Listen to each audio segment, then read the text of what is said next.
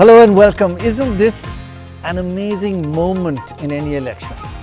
The people have spoken, shouted, screamed, every button pressed, whether it's with hesitation, a last-minute decision, or with absolute certainty, or with passion, or with violence. They're all treated exactly the same. And they're all safely recorded in millions of chips around our country, in our most proud innovation, the electronic voting machines, which many countries now want to buy off us. So actually right now the suspense doesn't get bigger than this.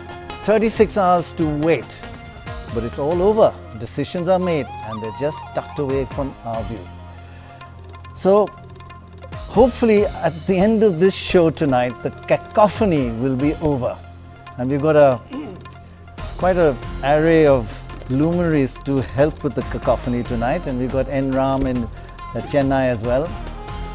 So this is our final bash at forecasting. After this, no more forecasting, it's the real thing.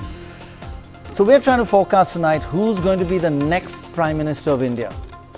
6 weeks ago, we had forecast that the BJP and its allies would get around 275 seats. Most exit polls announced just a couple of days ago seem to endorse that original forecast more or less.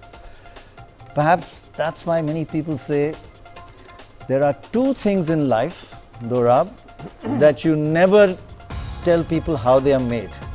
You never tell people how you make a forecast, and you never tell people how you make a sausage.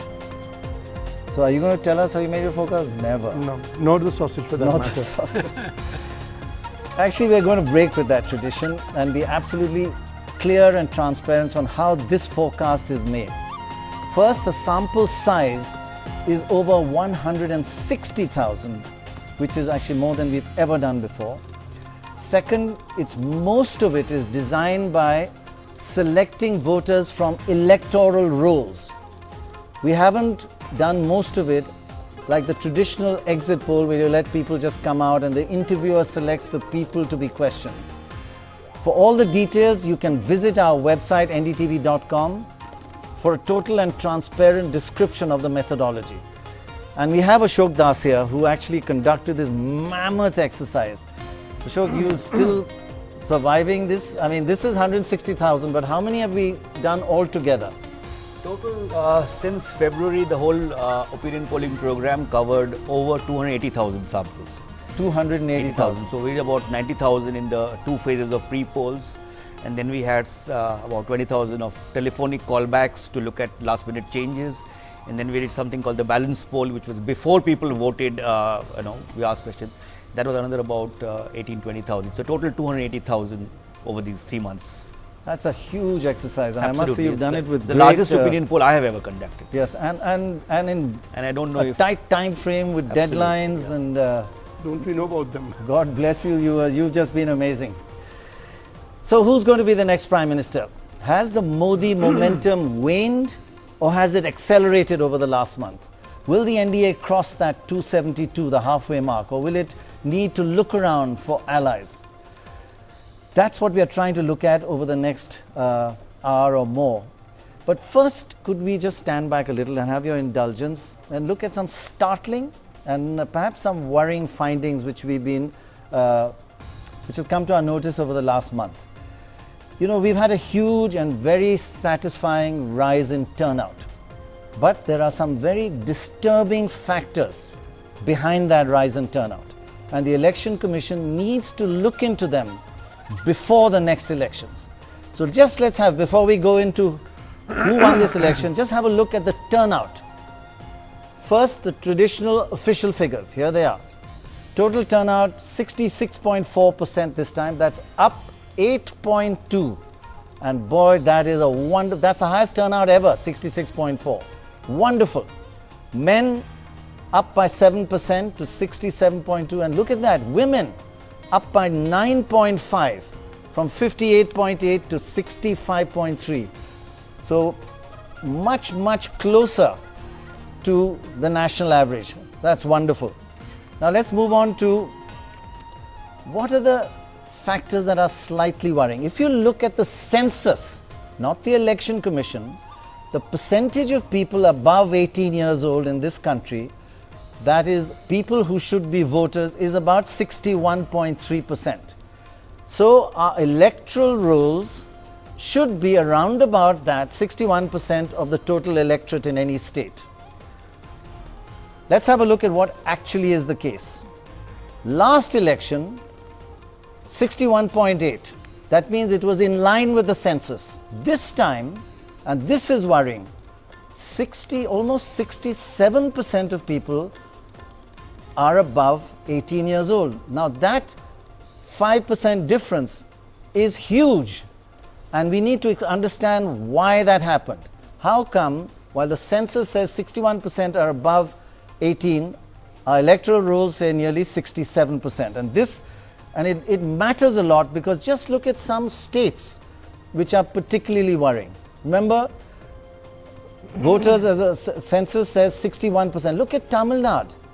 80% of the voters in Tamil Nadu, 80% of the population according to the Election Commission is above 18. In Andhra, 75%. And there are huge increases. Tamil Nadu from 62 to 80 in 5 years. In Andhra, 69 to 74.6. You don't get these 5% shifts in 5 years. Karnataka, 73%, way above what it should be, 61%. What could this huge increase be? Kerala from 64, which was already a little high, to 67.5. West Bengal, 10% up. There cannot be a proportion of above 18 rising so fast in such a short span of time. It's how the electoral rolls are being actually collected and created. Are there bogus votes? Are people who are dead not being taken off? Are there people with duplicate voting? Are there party supporters? Look at Haryana. Haryana was worrying, not this time actually, but last time. According to Haryana electoral rolls, only half the electorate was above 18. That's just bizarre. So any turnout there, high turnout of only half.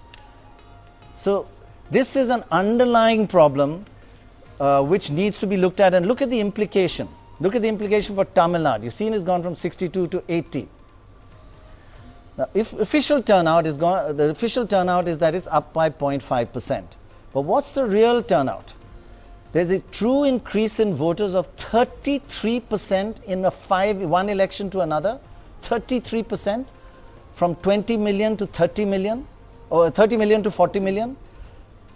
If you look at the true turnout increase after accounting for normal population increases, it's not 0.5%.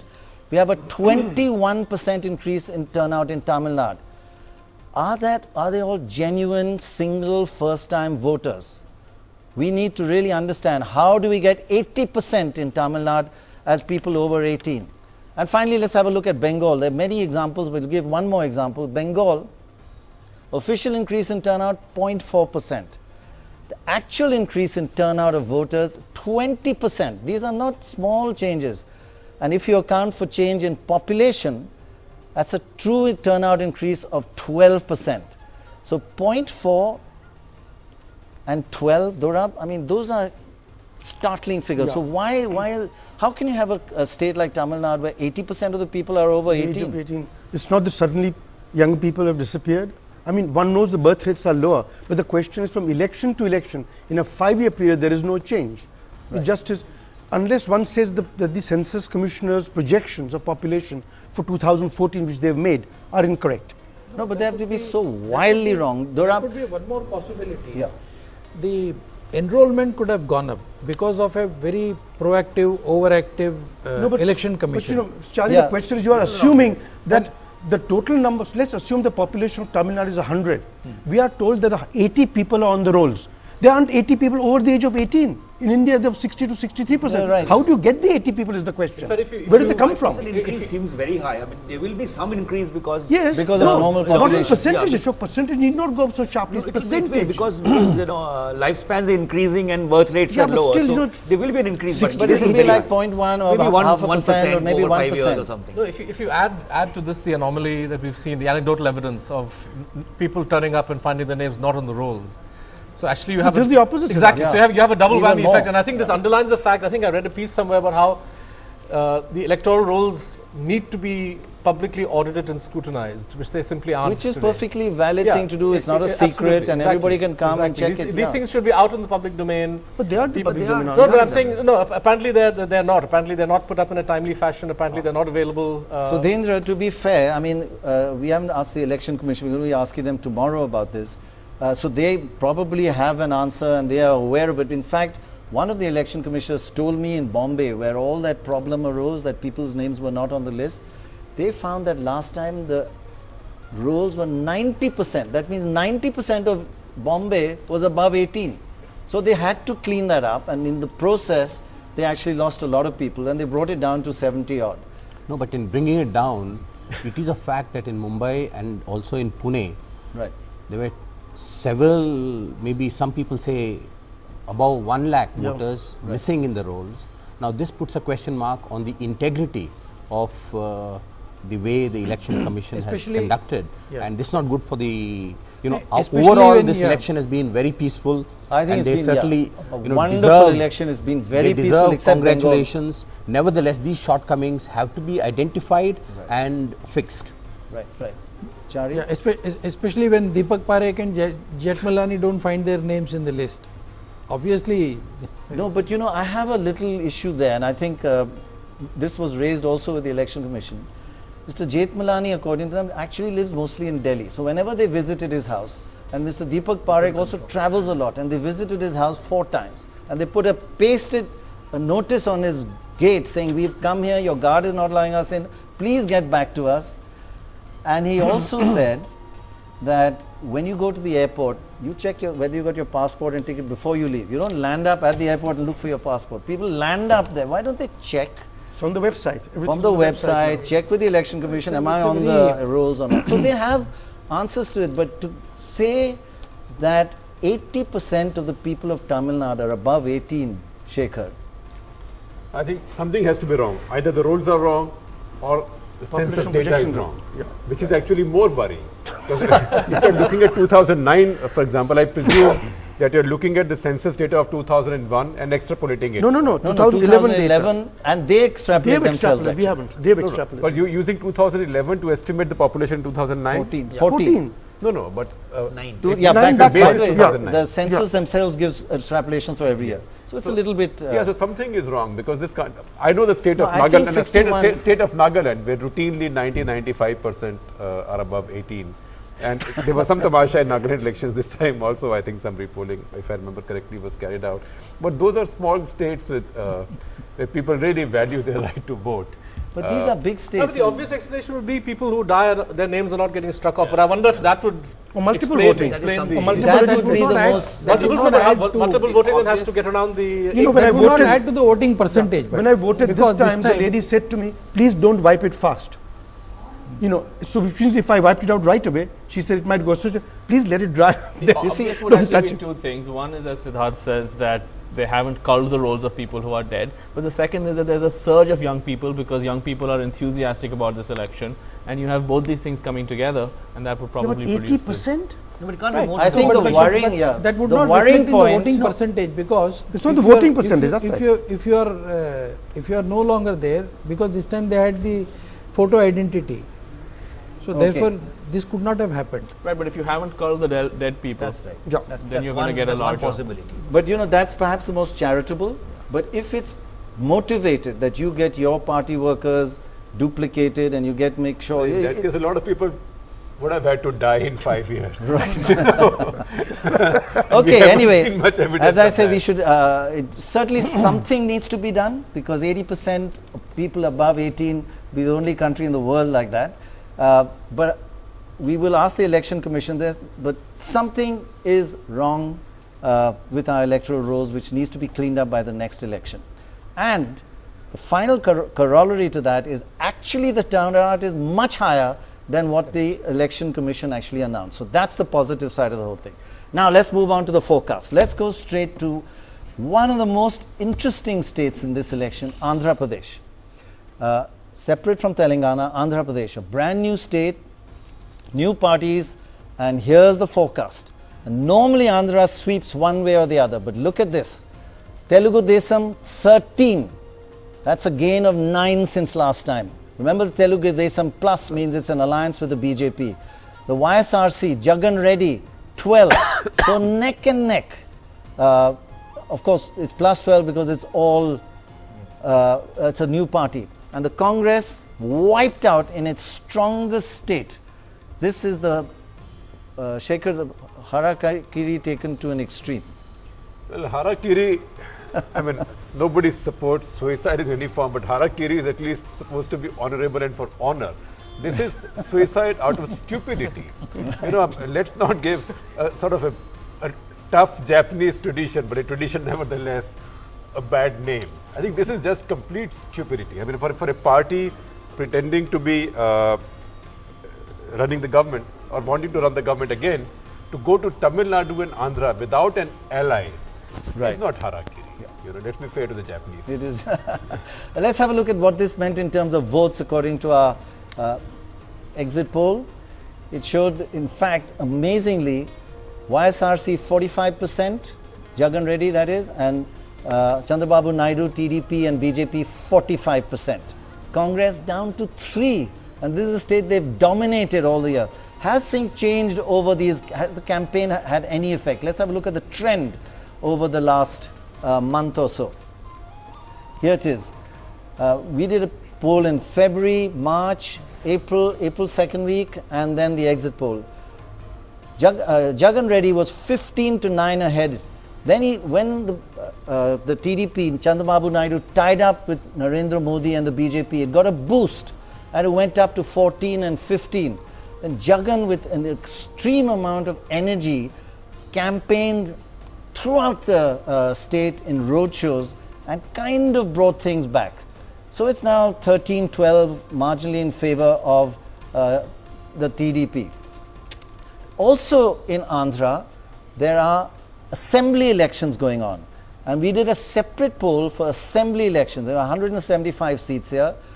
Here the YSRC is getting 1% more, 46%, and the TDP about the same, 45%. Others 9%.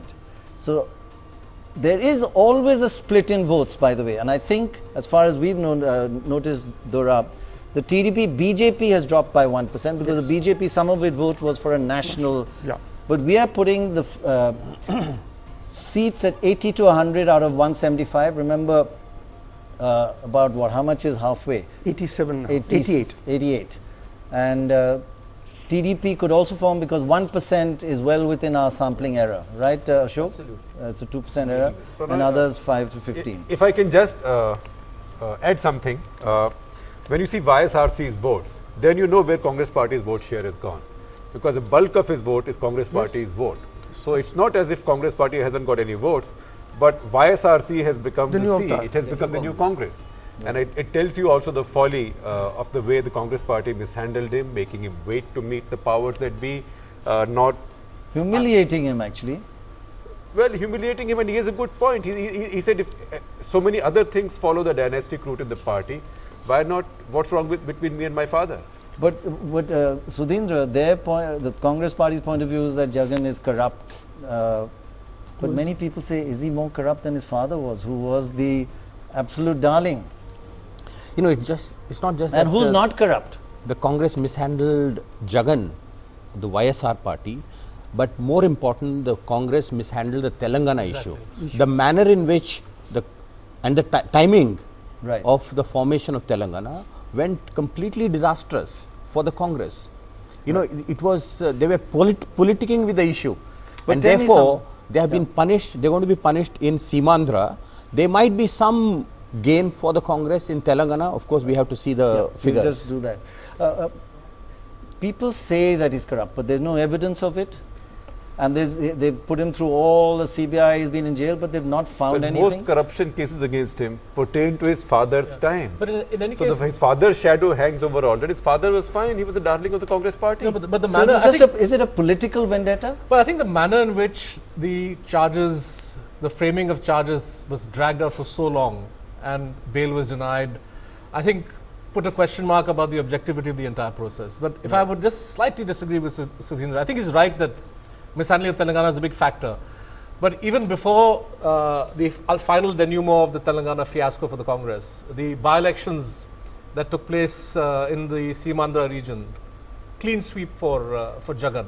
Yeah. And utter devastation for the Congress. Important this was about point a year and a half ago. point. Yeah, he was just sweeping everything. But there have been recent elections, and we'll be going to Uma Sudhir, who's really one of the finest journalists we have on the ground there, who knows the stuff, who's been following the municipal and Zilla Parishad results, where he's not sweeping this time. And we'll just get that information because it's been updated. Yeah, very quickly, two things about what Sudhindra said. Besides the mishandling of Telangana, the Congress really did not have a single leader who would stand up for the Congress and claim that, look, we promised Telangana and we gave it to you. They promised Telangana, they gave it.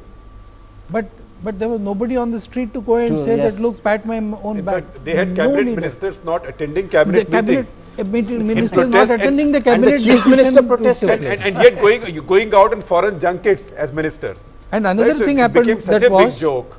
although YSR was put in the jail and all that, the general impression that the party gave was that, look, we have put him in jail because we want to have an agreement with him, a deal with him. I mean, we can't tell That is the public perception. That was the public such perception. short memories. Who pulled out the pepper spray gun in Parliament?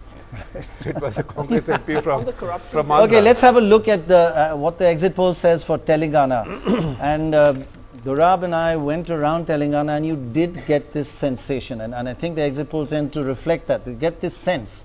And here it is. In fact, in Telangana, out of the 17 seats, KCR and his Telangana TRS is getting 11 out of the 17. So he has grabbed the mantle, or he's the hero of the creation of the state of Telangana. The Congress 3 and the TDP plus BJP 2. And of course, the seat of Hyderabad, the MIM gets 1. That's the safest, most easy to predict seat. How much was your sample size in Hyderabad? Ask Ashok. 0, 1. Zero. That's a very easy seat to forecast. This is a case that's best described in Urdu. Na khuda hi mila, na visale salam, na idhar ke rahe, na udhar ke rahe for Congress. Because they lost popularity in Seemandhra, they lost popularity in Telangana, they got nothing. And that, in fact, how they've handled Andhra underlines the political incompetence of this of government. UPA2, of the political arrangement that ran UPA2. And you know what you're saying is reflected in the vote percentages. The TRS 40%, the TDP plus the BJP 23, and the Congress 23. So not even allying with them was just a blunder. Well, Rajiv's mistakes, as we know, had lost Andhra the first time for Congress party. And I think a repeat of many such mistakes has lost it again for them. You know, we did notice though, Dora, when we went there, the passion which people attended KCR's rallies. There was some emotional chord with Sonia Gandhi. Her rallies were pretty big, but with the rest of the Congress party, nothing at all. I think Mrs. Gandhi still holds some. Who's the rest of the Congress party? Good question. Right. If there is anybody else, they will not be asked to leave. I presume the two that we're giving to TDP plus would be for BJP, right, in Telangana? Or Right, let's have a TDP itself. Sorry? You know, that depends upon the seat arrangement. Right, Frankly, we don't. Also, that 23%, is that mostly coming from Hyderabad? No, no. TDP plus? All over. No, all no. over. Is that Yeah. so TDP is continuing to get in Telangana? Yes, It could be BJP as well, because Also. they Yeah. have an alliance. Yeah, it BJP could be also BJP. backed Telangana a long time ago. Don't forget that. Okay, now let's just move on to the state assembly. They've got an assembly election also. Oh, first let's have a look at the trends over the last month. How's it been? Has the campaign made any difference? This is what it looks like. The trend really hasn't changed that much. Let's have a quick look at the trend graphic as it comes up. Here it is. Here, 17 seats. It started off 11-5. It's ended up 13-4. 11-4. It's not much difference. There was a point where KCR started losing his grip. But again, in the last month, it all coalesced together for him, and the rallies turned out bigger. Everything was more emotional. And he is an excellent orator. So I think that really began to have a huge impact. There's So frenzy 11 in his rallies. There are Actually, frenzy in frenzy. it, yeah. Very quick look at the assembly seats, because there's an assembly election also going on there. 119, TRS getting 40% of the vote, Congress 26, up a bit, and the TDP, BJP 20. Actually, it's mainly the BJP here because they're also seen as part of the forces behind creating Telangana. And if you look at the seats in the assembly, this is what the exit poll suggests. 666 to 80, remember 60 seats is halfway mark, so it looks like KCR will be the next chief minister. Congress 18 to 30, and the TDP plus BJP about 8 to 16 seats. Others 8 to 16 as well. Now let's go straight across to Uma Sudhir, who's in Hyderabad. Uma, you've been following this election with meticulousness. Just tell us about these local elections, the Zilla Parishad, the Mandal elections, urban, rural. I mean, these are huge elections across the state with 80% turnout. More people are more. Actually, as you get more and further away from a state, the turnout drops. Lok Sabha elections have the lowest turnout, state assembly higher, and these very local elections even higher. So what exactly is happening at these assembly elections? Much better than an exit poll.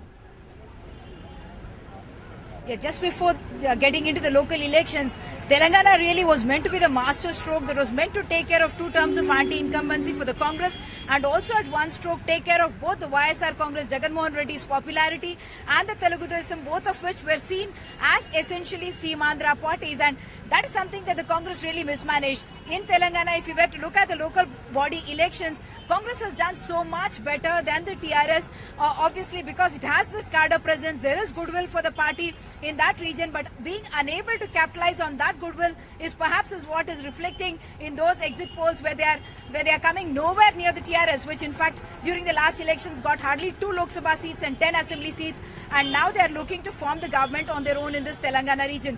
Of course, the other side again, we are seeing in the Seemandhra region, in the local elections, both TDP and the YSR Congress neck and neck running all through, whether it was the Panchayat or the urban municipalities. Of course, the TDP doing much better in the urban segments and the rural segments, both of them running neck to neck. But the reason why this is happening at one level is, of course, TDP, BJP seen as urban parties. At the time that the municipal elections and Panchayat elections happened, there was no tie-up with the BJP. Even otherwise, BJP doesn't really have a presence in the state of Andhra Pradesh. But we were looking at very unusual circumstances in Andhra Pradesh. They are looking at a future that looked rather dark to them after the bifurcation. I just wanted to clarify. In Parliament, and that's the reason why.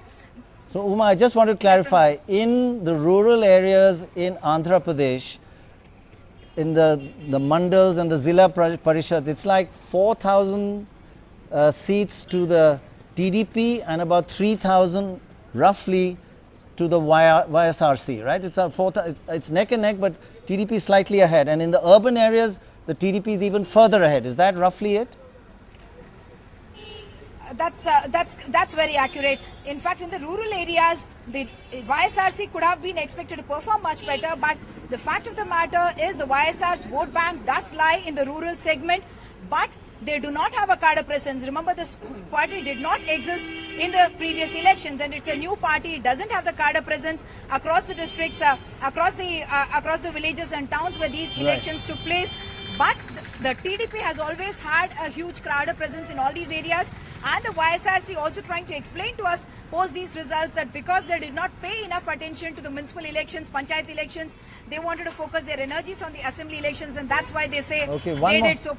They were a poor second, in fact, in the urban segments, and only slightly behind in the rural segment. One more thing, moving on to Telangana, there the rural areas, the TRS, KCR's TRS party, is about neck and neck with the Congress, but again the Congress in urban areas, in the municipal corporations, is ahead of the TRS. So the Congress is doing better in the local elections in the Telangana region, is that right? Than in these exit polls for the national election. There is a huge difference that we are seeing, in fact, in what the results of the local body elections have shown up in the Telangana region as compared to what the exit polls are showing for the TRS and the Congress in the Telangana region. There are very important reasons for that. TRS was a party that it really did not have its presence across the districts of Telangana. In fact, it had its presence in hardly about 50 assembly segments of the Telangana region.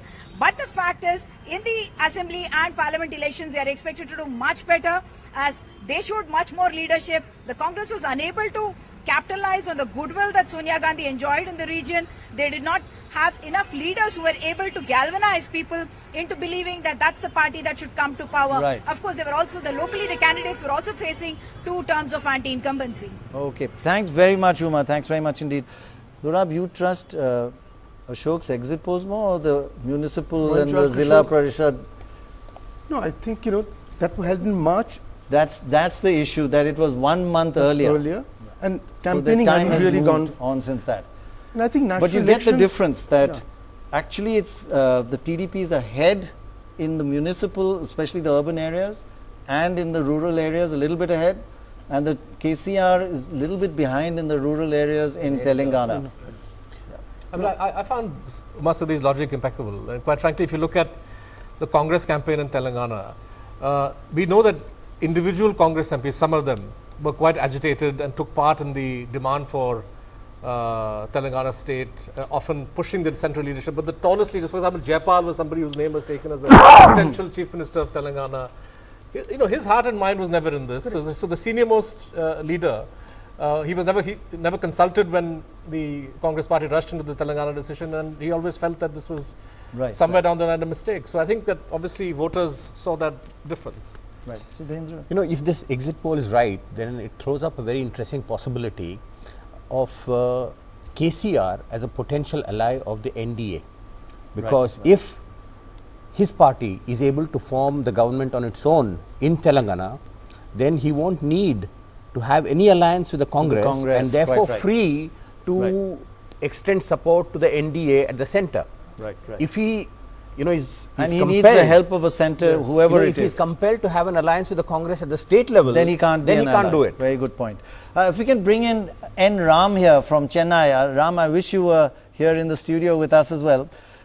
These Telangana and Andhra results, how, from a position of total dominance, they suggest that the Congress is wiped out in these 2 states.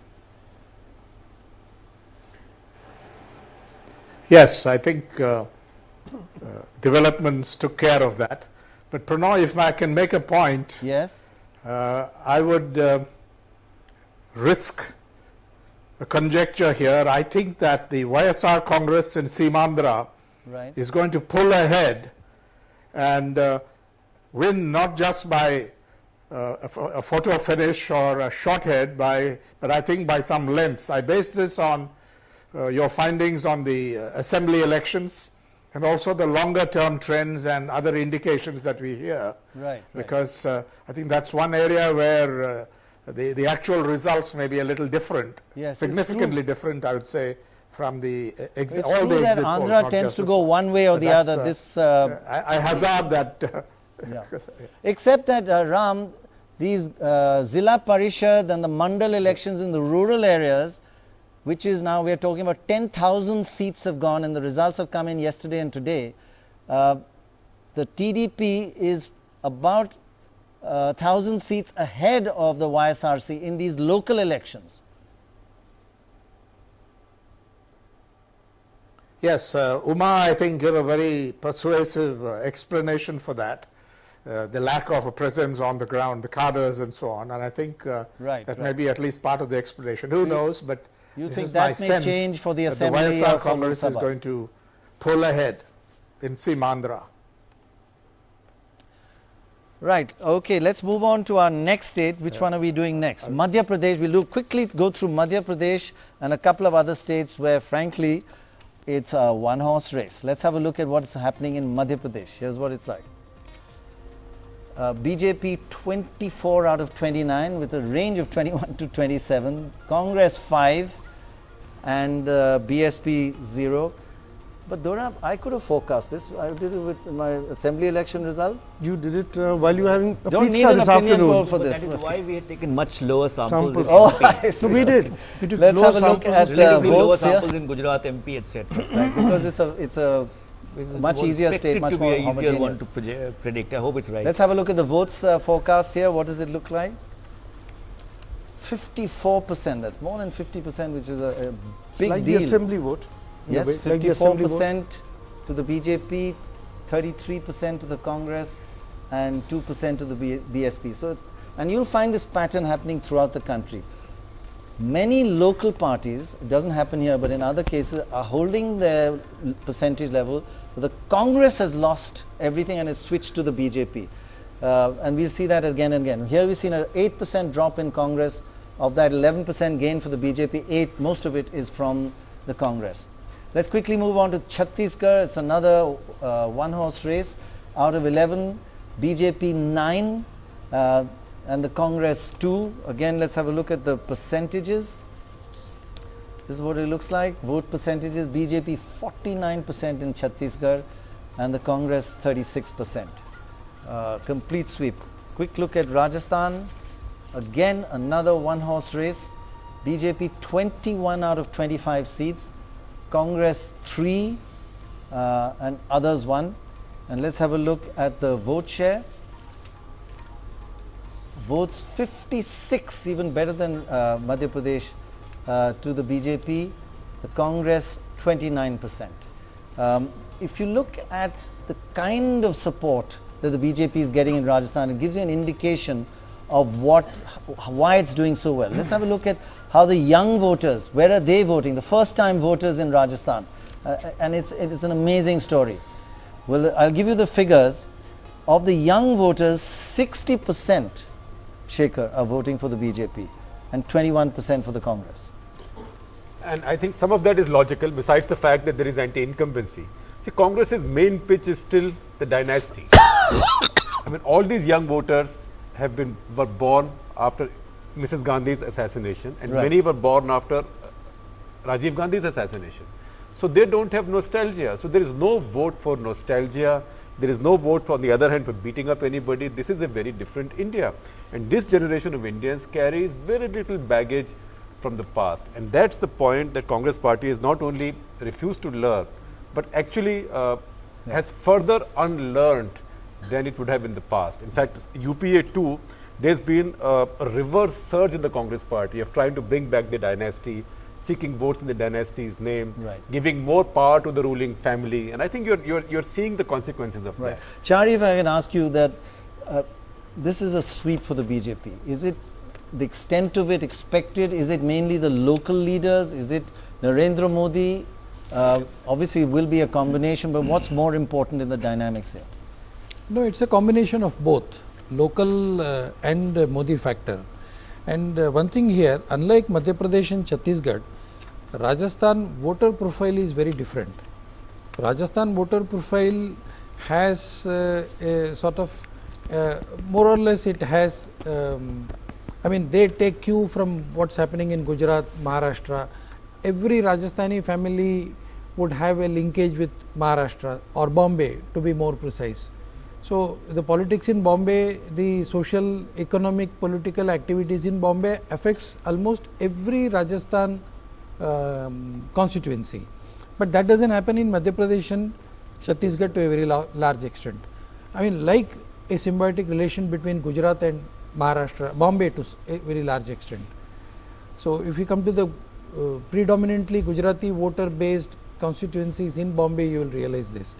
So that's one factor. And as he said, the younger voters have some sort of a image of Modi, Gujarat, and they have an ambition, they have some hope, message for all these things. And unfortunately, nobody from the Congress, either locally or at the national level, could match this. In Chhattisgarh, we expected that the Congress party will do a little better in some areas at least, but they did not do there because they had good tribal leadership.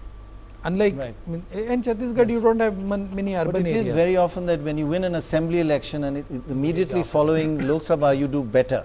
But in Madhya Pradesh, surprisingly, although the Congress leadership is totally divided, very badly, woefully divided, and at the center their performance was horrible, but still if the Congress could get 33%, this is where I think both BJP and the Congress have to learn a lesson. BJP will have to pull up their socks in the next election, and Congress still retains 33% of the vote, which is substantial. Right. Sadanand, if I can ask you, the young voter in India, you're a young man, that is it a worry for the BJP that they can be volatile, they don't have any baggage, they're not really set in their ways, so it's a one-time thing and they have to really be wooed and can't be taken for granted, or is it a great positive that young people are voting for your party? I think at this moment, I think the worries may come later.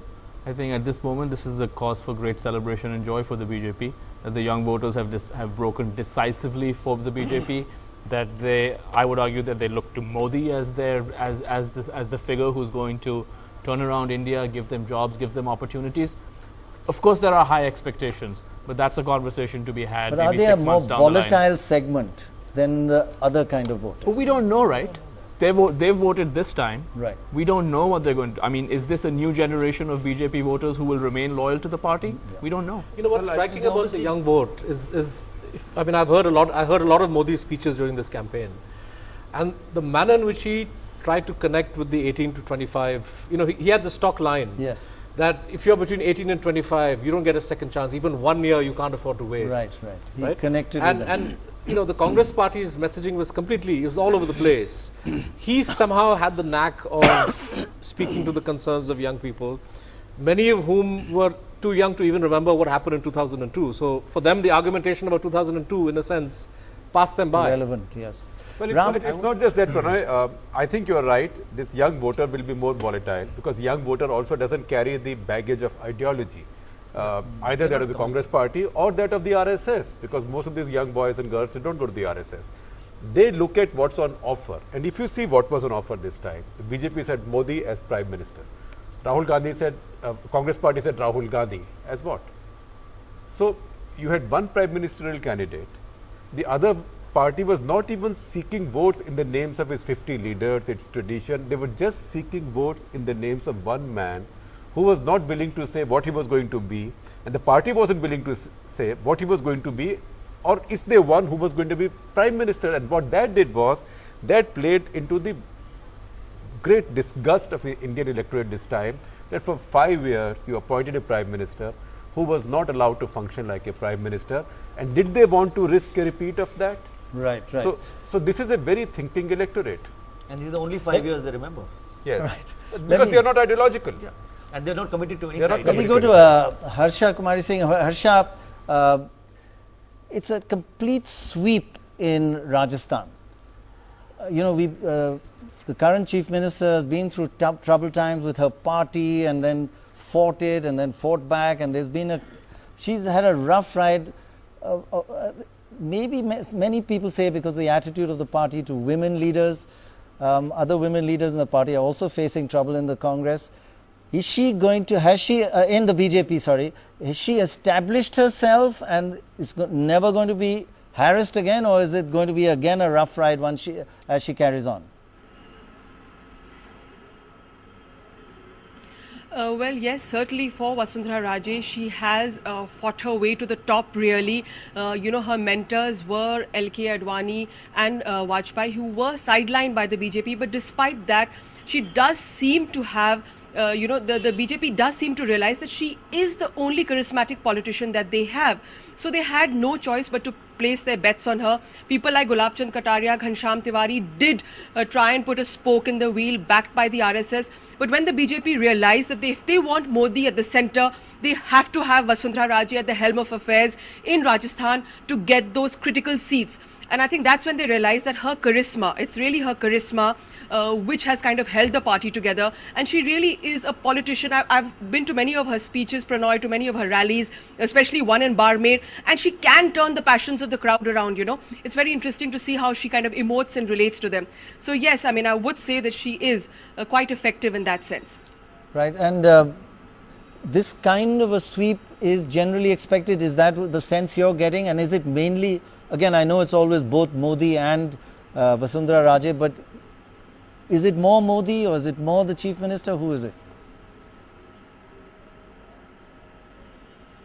Well, I think it's a combination of various factors. One is definitely like what you said in the last time when you were doing an assembly analysis, that we have the revolving door of politics in Rajasthan. So you vote one party in and the other one out, and that usually has been the trend so far in Rajasthan. So that is one. Secondly, of course, the fact that the Gehlot government did not really, I mean, they did good work, but I think Ashok Gehlot is a bit of a diffident politician in the sense he cannot market himself aggressively. So so that I think has gone against him. And then the Modi factor and a vote for change and a vote against the UPA. So that's really been the winning combination for the BJP in Rajasthan.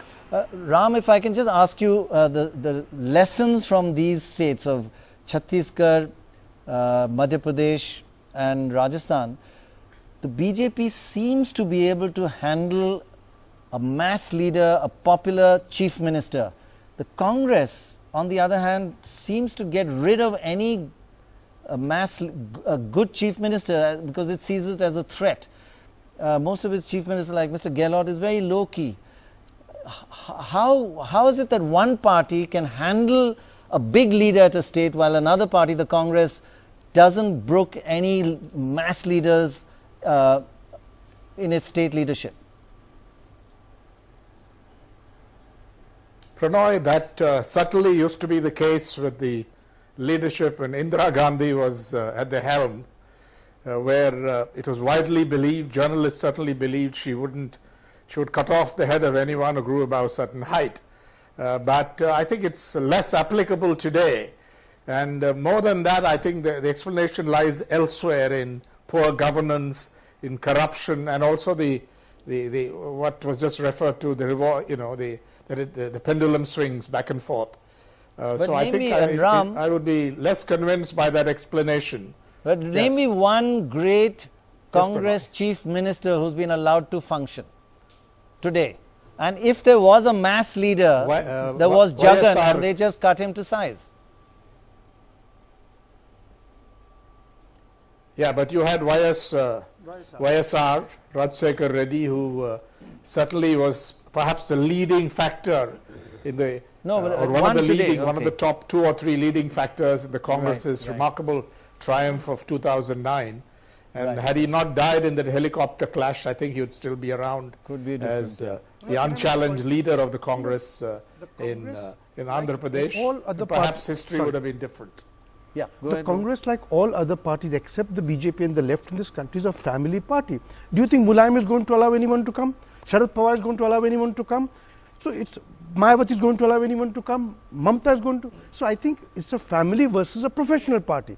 That's the difference. That pertains to an all India status. No, because it happens to be an all India party. But that is not. So they would do the same thing. Mulayam would prefer a very strong leader in any other state as long as he supports Mulayam. He or she supports not in his party. In SP, there will be no other strong man. Not in his party. Yes, that's in his own family. But that's a state party, and the principle is the same. It's a family. It's a bigger family. Well, but in Congress party, it varies. For example, they allowed YSR. Give me another 2-3 names. The last one was YSR, Tarun Gogoi. But so Tarun Gogoi, in fact, they have calmed down the leading dissenter against him. He was a very smart man. Himanta Biswa Sarma. But in Rajasthan, they won a good mandate. They defeated a strong BJP incumbent. They appointed a chief minister from day one. I think what they had CP Joshi on his tail, stomping on his tail all the time. And he would get calls. Yeah, but hold it. What is Azam Khan doing to Akhilesh? Same thing. Just a bigger scale, that's all. But that's a family party. That's a reverse trap because Akhilesh is actually the son. So that's an uncle's party which is not letting his son function. So I think each party is peculiar. Okay, we will come back to this because the question still remains. The Congress leadership at the top don't have to fear the performing chief minister. Rather, they should be proud of a performing chief minister because however much the chief minister may perform, he is not a threat. But you have examples now. You have Gogoi, Sheila Dikshit. I mean, after a fashion. Gogoi, Sheila Dikshit, and YSR. But under UPA too, it looks like Congress party was seized with a larger insecurity. They haven't even shown much pride even for a performing prime minister. So I mean, the dynastic insecurity of the Congress is. I think Dorab is right, but it's reflected at the national level, where it's very clear that there is no possibility of any threat around. Okay, we'll just take a quick break. When we'll come back, we'll move on to other states, but we will look at the overall picture of a party, or is it a family party, but can the family continue if it's not going to be a vote-getting family. Sonia Gandhi continued because she could get votes and the rest of the party members could hang on to her coattails. Is that necessary for a family party to continue? After the break.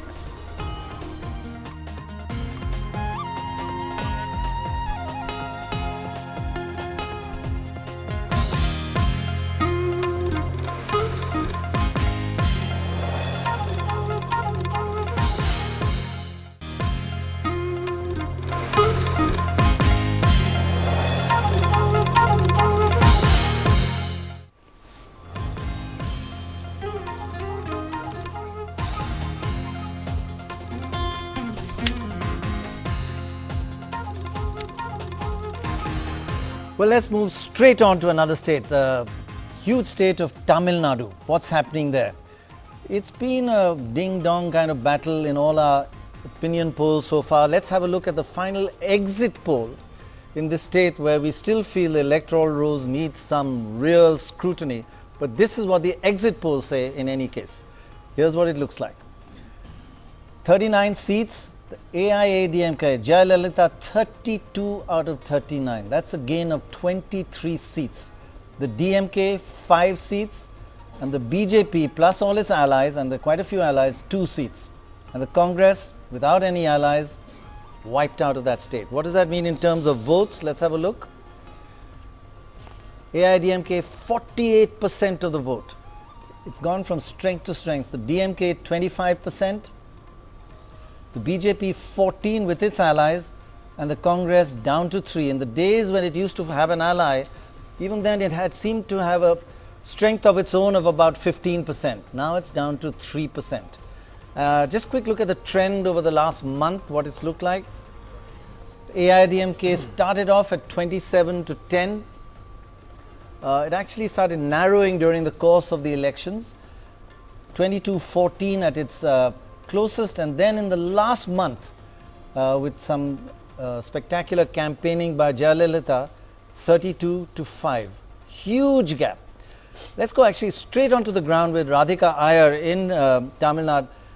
Radhika, this huge gap, it reminds you of the old days of Tamil Nadu where one party used to sweep, perhaps even more so than this, but Jayalalitha right on top. What's the basic reason behind this? Perhaps because the opposition is divided, and this is happening for the first time because in 2009, Dr. Roy, both the Congress and the DMK were together in an alliance. This time, of course, that has not happened. They're both enemies virtually on the ground. Ms. Jayalalitha, incumbent chief minister, is of course has been rolling out her freebies since 2011. She, of course, is also seen as a friend of Narendra Modi, although in the last few days of the campaigning, when it did touch its peak, just before 24th of April when Tamil Nadu voted, there were brickbats, of course, that both Mr. Modi and Ms. Jayalalitha did hit out at each other. However, it seems that this particular edge that Ms. Jayalalitha is having is also perhaps because the Congress is facing an anti-incumbency, and a huge one at that. Perhaps one of the reasons, according to political experts here, as to why some veterans did choose and did migrate from their earlier seats, some even choosing not to contest election this time. The Mailadurai constituency, of course, where Mr. Manishankarai is contesting. Karthi P. Chidambaram, who's the son of P. Chidambaram, is contesting from Sivagangai. These are essentially Congress bastions, but it seems that there could be a swing.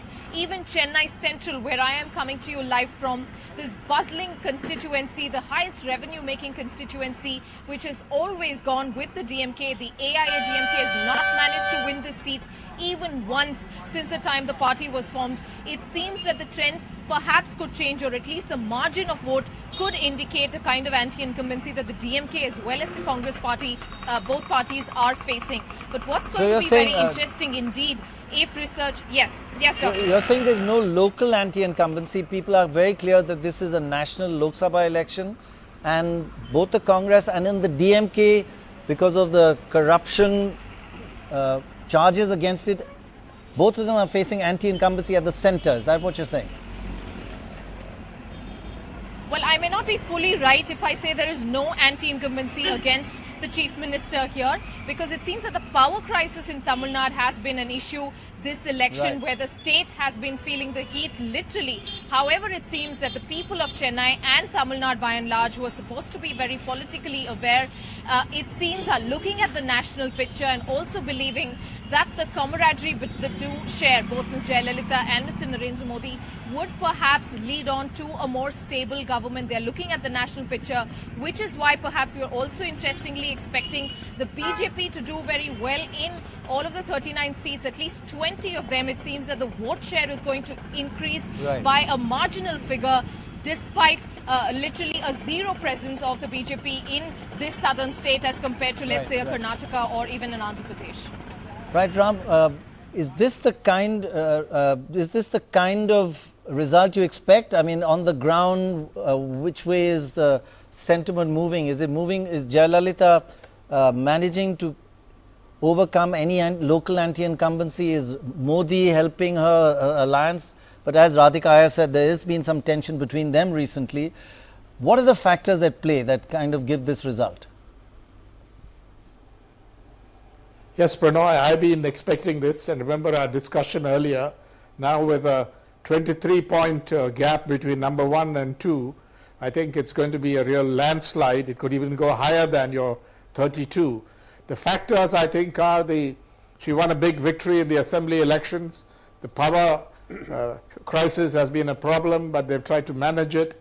But I think it's really the Jayalalitha has targeted the Congress and the UPA for the most part. I think she read the situation correctly, that there's a huge anti-incumbency wave, an anti-UPA wave, and for most of the campaign she targeted only the Congress and the UPA, but later on, looking at the situation, she balanced it by targeting Modi's development record and attacking the BJP as well. So you think putting that herself in a very advantageous position for bargaining in case the NDA fell short. But Ram, how important are these giveaways? You know, mixers, grinders, saris, TVs, cows, goats, I don't know. Tamil Nadu is just amazing, unique in that respect. So many giveaways. Do they have an impact? Yes, I think, but both parties do it. So there's huge competition about who, it's called social, welfare measures. So Tamil Nadu has been known for it. We have a universal public distribution system. The public health, the primary health care centers function well, whichever party is in power. And I think so each tries to top it up. And Jayalalitha has, I think, played a masterly game in this respect. And I'm not surprised at all by your figures. You're going to be proved right. If anything, slight underestimate of the seats. Well, Dorab has been very careful. He's given a range of 32 is the midpoint and 29 to 35 is the range. But how do you explain this, Dorab? Last time we assessed at about 25 to ADIMK and 11 to the DMK. Now there's increase to 32. Yes, of course, the DMK has gone down. So obviously the DMK vote percentage and the seats match. But in spite of Jayalalitha, as Ram says, Jayalalitha's taking on the BJP vote percentage and the seats doesn't seem to have gone down. I think it's BJP is getting the votes, but he's holding on to it, so probably he's hitting the DMK. She's concerned that it might hit me, but probably she's so strong and the DMK is so weak. The DMK is losing more than she is. It was quite a genteel attack that Modi and Jayalalitha launched on each other, quite frankly. What you feel in the end they'll probably come together. In the sense that there was a little bit of positioning that both sides took. Not like Mamta, unlike in West Bengal. Unlike in West Bengal, which has been much more. In West Bengal, bridges were burnt. In West Bengal, now you're talking. No, your figure of 32 for AIADMK will put AIADMK virtually as the third largest party in the next Lok Sabha. Yes, yes. And if the NDA falls short of 272 by a significant margin and AIADMK becomes a critical prop for the next government, then Jayalalitha is going to be a very key player anyway, isn't she? And also a factor that will determine the stability of the government. Because let's remember, in 1998, the first Vajpayee government, it lasted only 13 months because AIADMK, withdrew support. And God forbid that the new coalition has to depend on her support for stability, because that will almost certainly guarantee strong anti-incumbency, whether it's 5 years from now or 30 months from now. If I can just add another point here, I think a potential alliance between Modi and Jayalalitha has been helped with the fact that the BJP, the NDA plus in Tamil Nadu appears at least not to have done as well as the BJP was hoping it. There was all this ecstatic talk of 6 to 8 seats, 8 to 9 seats. That doesn't seem to have happened, and in a way that's going to help cement this alliance if the BJP needs it. Yeah, if they're done well, Okay. then the state would have been much higher. Let's just move on to Maharashtra, another very, very big state and a crucially important state. And the exit poll there is pretty decisive, and it's a huge sample size. 48 seats, what's the forecast? 34 to the BJP, and it could go as high as 38 out of 48. Congress, that's BJP plus Shiv Sena. Congress plus the NCP down to 13, that's half what it was last time. And the MNS 1 seat in the Mumbai region. What does that translate into votes? BJP 48% of the vote there. These are huge numbers actually. Of course, this is essentially a two-party state, but the Congress down 7% to 33%, and the MNS staying stable at around 4%. Let's have a look at how this breaks up. If you look at the trend. First let's have a look at the urban voter. Urban voter in Maharashtra has just deserted the Congress, down to just 26% vote there. Still sort of holding on to its vote in the rural area, but down there as well. But 26, Dorab, is a shockingly low figure. Yeah. Also, what we haven't shown for the Marathas, with the Marathas on whom they've depended for so long, have also gone the other way. And this is a state where they had swept the cities the last time. Yes, all the cities, across the country they've swept. Okay, let's move on to there is a move to have reservation for Marathas. Yes. Because later this year there is going to be assembly election, and Marathas, is certainly a dominant caste, but yet there is a demand for reservation, and that might be accepted. Right. And let's have a look, in fact, at another category of voters. Let's have a look at the young voters again. How are they voting?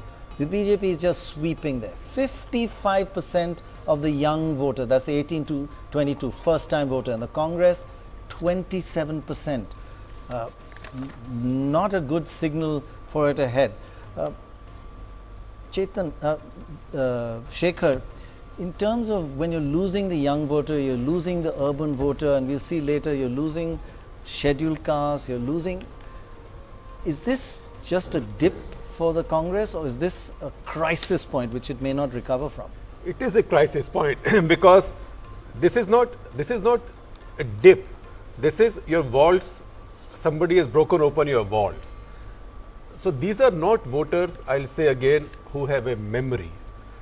In fact, I would edit the statement losing young voters. I would rewrite it as not being able to get young voters.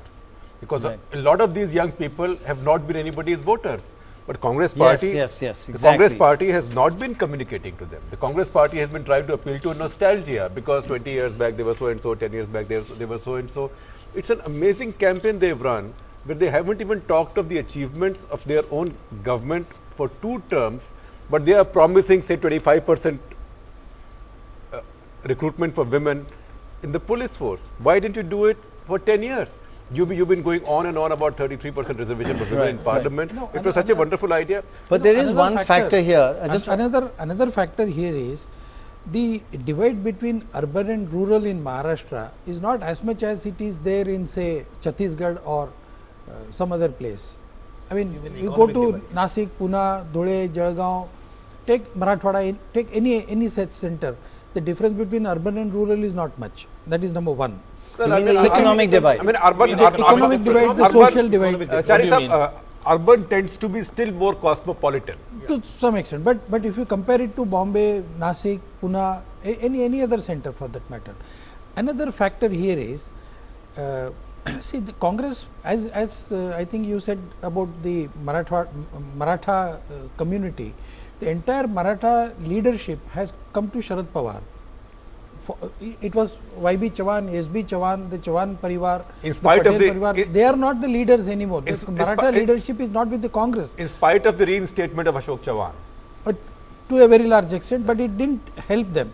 And another factor is, Congress doesn't even have a Dalit leader, which they used to have. Of the media, because the Dalit leadership and the voter has gone to Republican Party of India, which is part of the BJP Shiv Sena Republican Party. Okay, one other key factor actually, which is impacts the situation in Maharashtra, which we found in our different exit polls and opinion polls, is this triple anti-incumbency. Third, 3 terms, 15 years, and a centre. In Mumbai is Tejas. Tejas, is there just a desire for change just because of this anti-incumbency factor? Is there dissatisfaction with the Chief Minister? What about Sharad Pawar and his great power in Maharashtra? Everything seems to be, the ground seems to be just falling beneath them. What's causing it? Well, Dr. Roy, I think in Maharashtra, the biggest factor playing out actually is anti-incumbency. 10 years in this state and 15 years in Maharashtra itself, people do want a change. I think it's more the anti-incumbency factor working here rather than the Modi wave across Maharashtra. Yes, you can see the Modi wave largely in urban centers, but in the rest of Maharashtra, the number of scams which we have seen here, the Adarsh scam we have seen, or the irrigation scam, which is up to 70,000 crore rupees, all of this has had an impact. And then of course there was a severe drought in Maharashtra, after which of course Ajit Pawar came out with that ridiculous statement saying we would urinate in the dams. This has really hurt the Congress and the NCP in many places, and that's exactly what's really going to hit, especially the NCP, which already has only about 8 seats, and that could come down even further. Even in their own bastion of Western Maharashtra, places like Madha, where Sharad Pawar contested last time, they are not very sure they're going to make it this time round. One of the biggest problems, as even Shekhar has been writing in the Indian Express reams after reams, that this particular government has been really bad. 15 years in Maharashtra, they should have transformed the city of Mumbai and the state of Maharashtra. You have farmer suicides continuing. The response to that has been very poor. And lastly, communication. Let me just share a very small anecdote here. You know, the communication between the state government and even journalists is so poor here that they send out press releases in Marathi, which is absolutely bureaucratic Marathi, which even a hardcore Marathi manus would find it hard to understand. Now, Mumbai is a migrant city. There are foreign journalists here, journalists from across the states and across the country coming here. And we have requested them, for example, send us in English too. And the response we get from them is that we can't find somebody who can translate from Marathi to English. Now, in a city like Mumbai, if the communication is so poor with the media itself, it's hard for them to actually connect with voters also. Right, I've heard people complain they can't find somebody to translate from Marathi to Marathi. One more thing in Maharashtra is that the Congress is busy fighting. Thank you, Tejas. Thanks very much. The Congress is busy fighting the NCP, and the NCP is busy fighting the Congress. So there's internal enormous amount. The same target group. They're both going for the Marathas. I was interested in knowing, out of these 13, do you have the division, which is not possible, of course. But Prannoy, we find it tough enough to rely on the 13, let alone an estimate. To the credit of the Congress in Maharashtra, they have a chief minister who has a clean reputation, but he's not in control of the government. But there's another point that I want to make. You know, Tejas actually had made a comment earlier that in Maharashtra is considered a bit like another Manmohan Singh, very mild, but not charismatic, doesn't reach out to the people. Well, not just that, not effective, not allowed to function. Decisive. So in fact, I was about to tell Sudhendra that at the center, Congress also has a prime minister with a clean reputation, but they both have the same problem. They cannot do anything. They cannot even get their own ministers to listen to them. No, but in Maharashtra, if the BJP does so well, as your exit poll shows, it has to thank the Maharashtra Navnirman Sena, MNS, because MNS has very tactically decided not to contest against the BJP. Right. In the last and election, they made it clear they'll support Modi. Yeah, 2009, it was a big factor that hurt the Shiv Sena and the BJP. This time, it's going to really help the BJP at least, not the Shiv Sena. Siddharth, if I can ask you, anti-incumbency. Now we've seen worldwide, after 10 years, any government in power is just thrown out of power. It's just happening worldwide. And actually, there is a sub-trend of right-wing parties coming into power in Europe and many other parts of the world. But anti-incumbency. Here you're seeing it 15 years at the state, 10 years at the center. After 10 years, was it wise for a person like Rahul Gandhi, who wasn't involved in those 10 years to some extent, to try and fight this election? Because you're making a biggest move when everything is against you. I think he had no option but to plunge in, quite frankly. But I think the mistake he made was to not have plunged into the very thick of politics earlier. I think when you do a sort of post-mortem later, his failure to enter government, I would say, and take a ministry, run it, and use his entry, because don't forget, his not coming into a ministry meant that younger ministers were not allowed to flourish. So I think his reluctance to be tested in this way. But there's one other point of view which people say is that he's been finessed by the old guard. The old guard did all the damage, knew they couldn't face the electorate, like even Chidambaram sent his son in, and said, okay, now you go and do it. Should this election have been fought by the old guard? I think he had no option. It's very clear that by the time the Rajasthan meeting came, he was propelled and said, whatever projects you're doing about reviving the party, Youth Congress, time's up for that. You have to plunge into the big pool. I think he had no option really, but I think he could have altered the terms of this entire process had he plunged into the government earlier. Raise a factual question. Don't confuse us with facts. I know they're very confusing, that's why. 44 is not young. That's true. At 44, most of us felt very old and middle-aged, right? At 44, most people have had a midlife crisis, if not a divorce. Right? 44 is not young. Nobody at 44 can say, I am too young.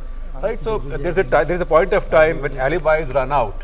Right. And I think I agree with Siddharth entirely, and we saw it and we traveled around the country, but there was an anti-Rahul wave among the youth, and you can see it in these exit poll results, because they said that he represents everything we don't like. Most importantly, not taking responsibility. And we all saw Supriya Sule's campaign, where her campaigners would say, Tai asked 700 questions. Right? She's from the ruling party. If Tai asked 700 questions, how many questions did Bhai asked? Right? So when Kumar Vishwas went to Amethi, and he said he did not ask a question even about Amethi, or maybe not more than a few, that cuts very badly with people, because young people in India hate a sense of entitlement. I was in Varanasi last week. I went to an English coaching class. 18 to 24-year-olds, obviously aspirational, about 50 students. And I asked them, who are you supporting?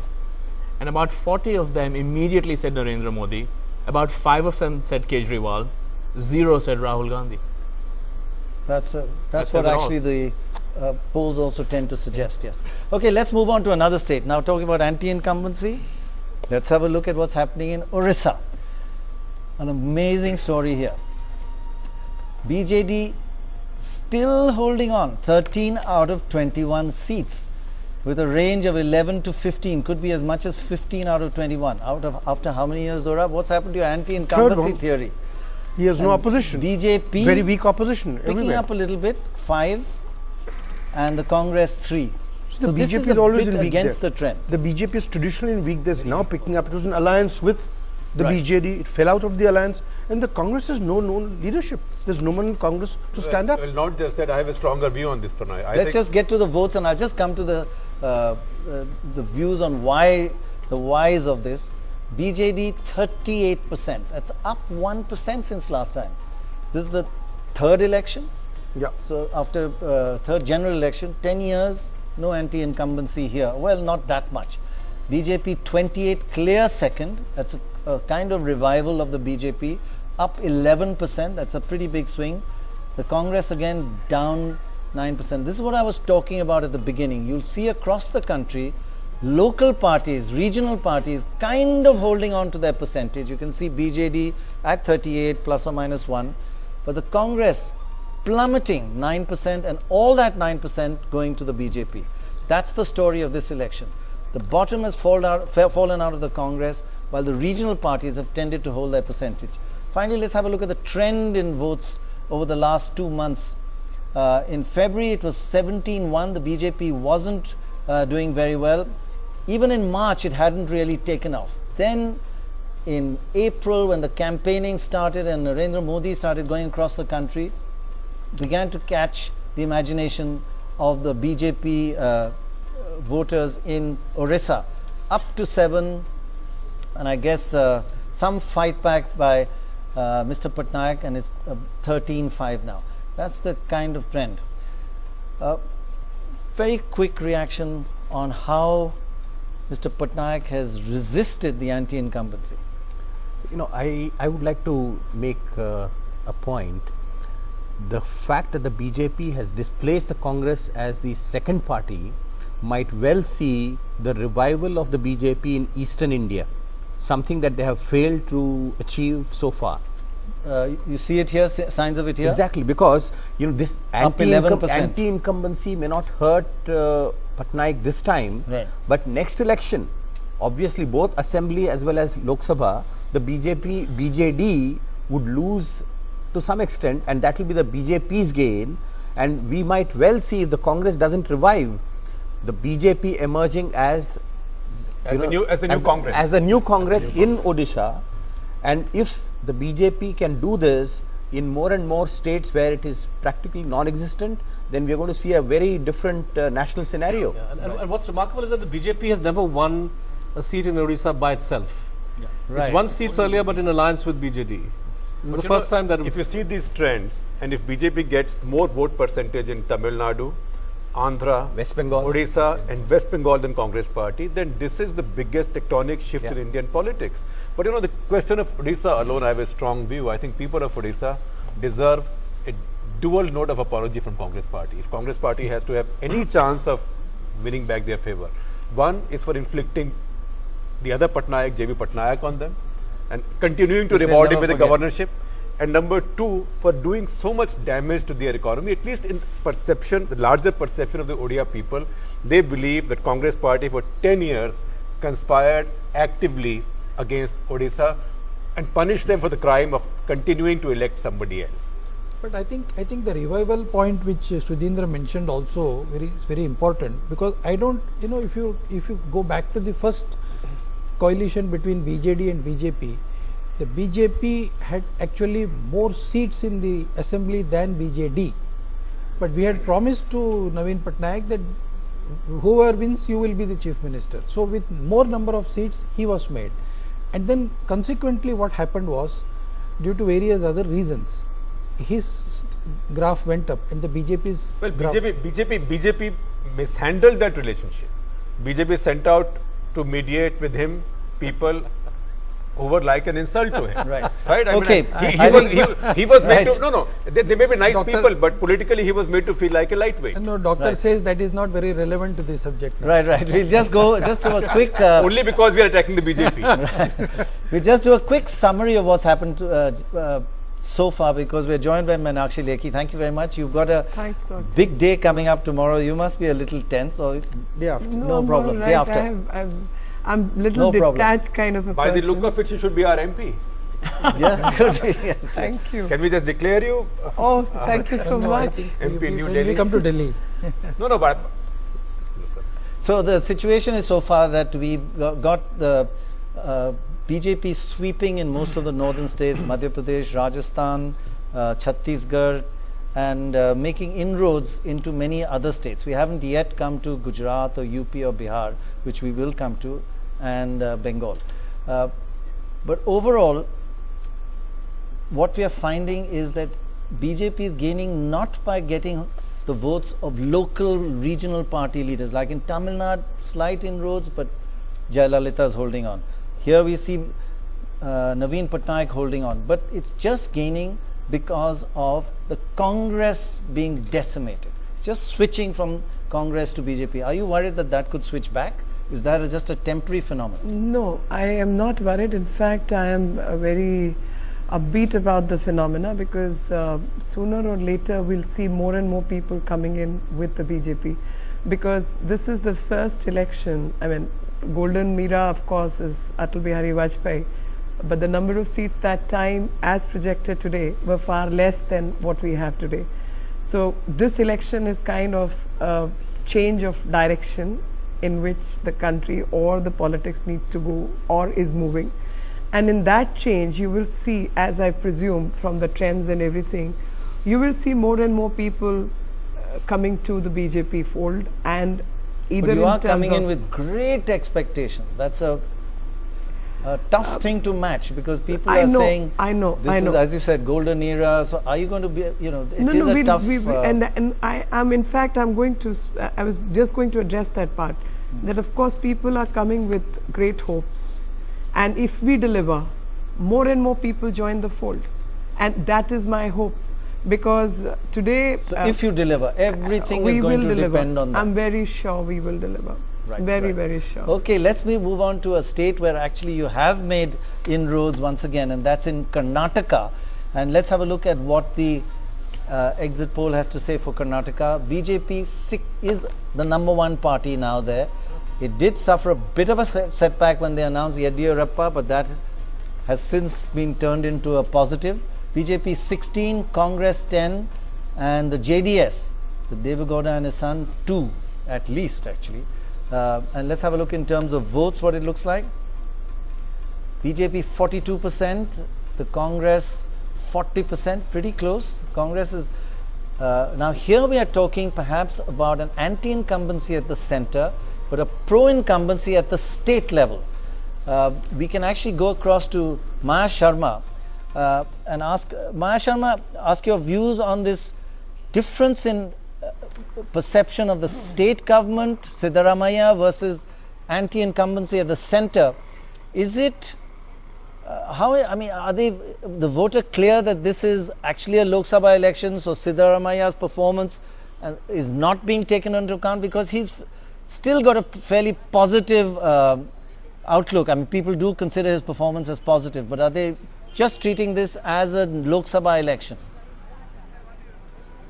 Well, Karnataka very often does vote very differently at the state level and when it's voting for the Lok Sabha.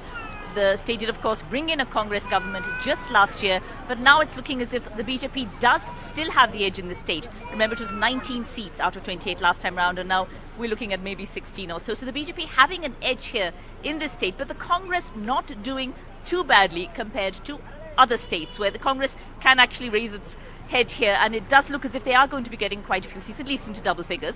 But that could very well be because of the Siddaramaiah effect. He is relatively popular, as you had said.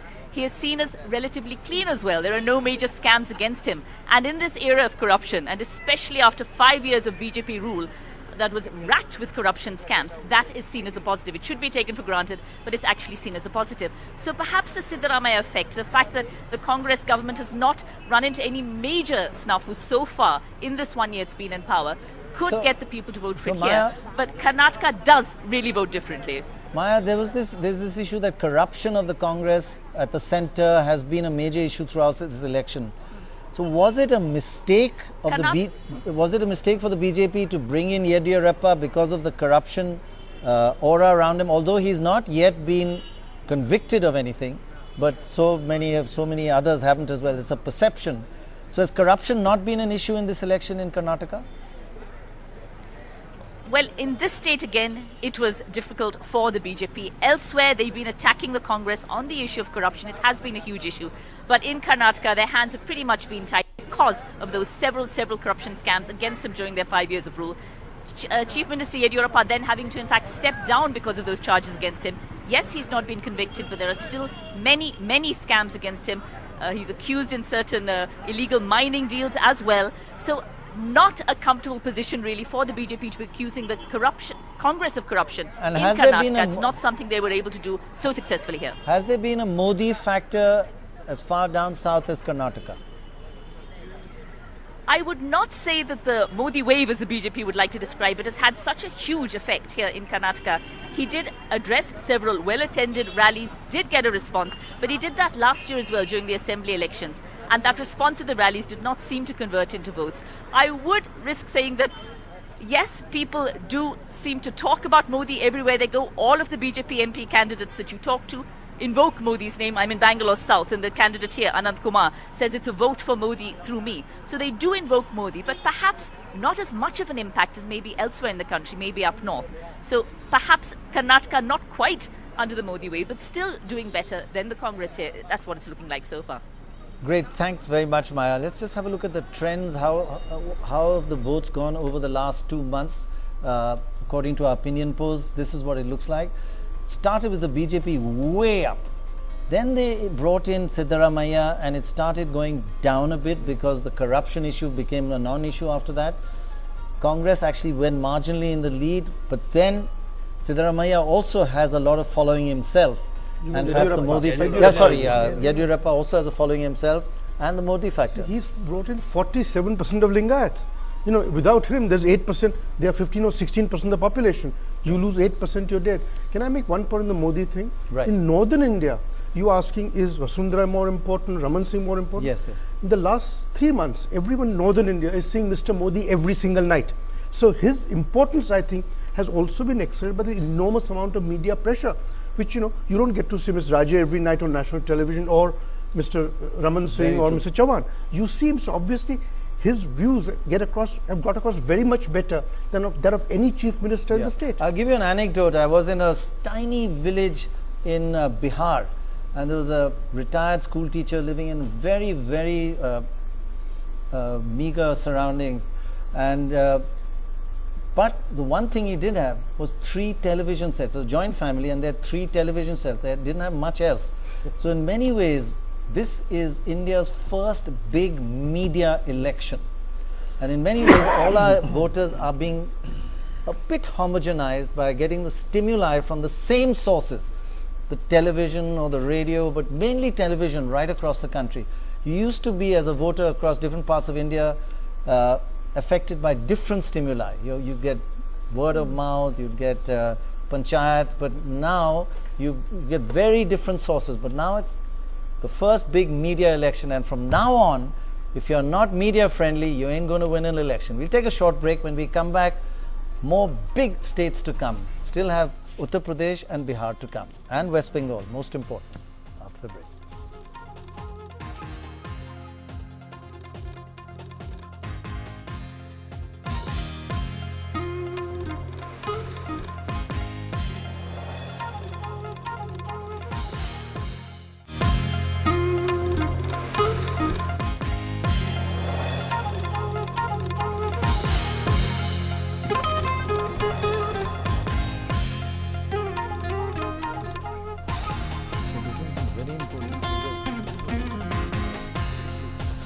Welcome back. Let's go straight across to our next state. We've got still Kerala, West Bengal, Madhya Pradesh, Uttar Pradesh, Bihar, Delhi, Assam, lot of states to go through.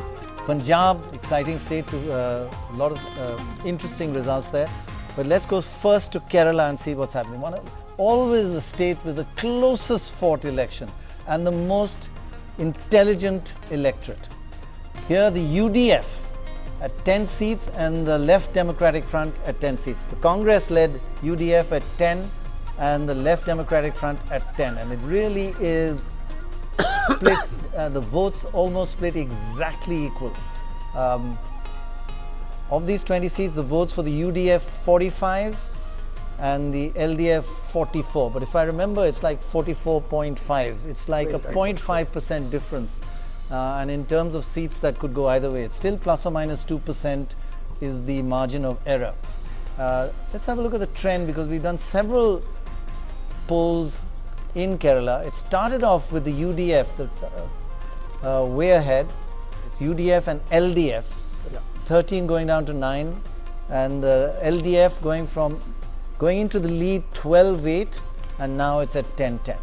So it's the UDF and the LDF which is now neck and neck.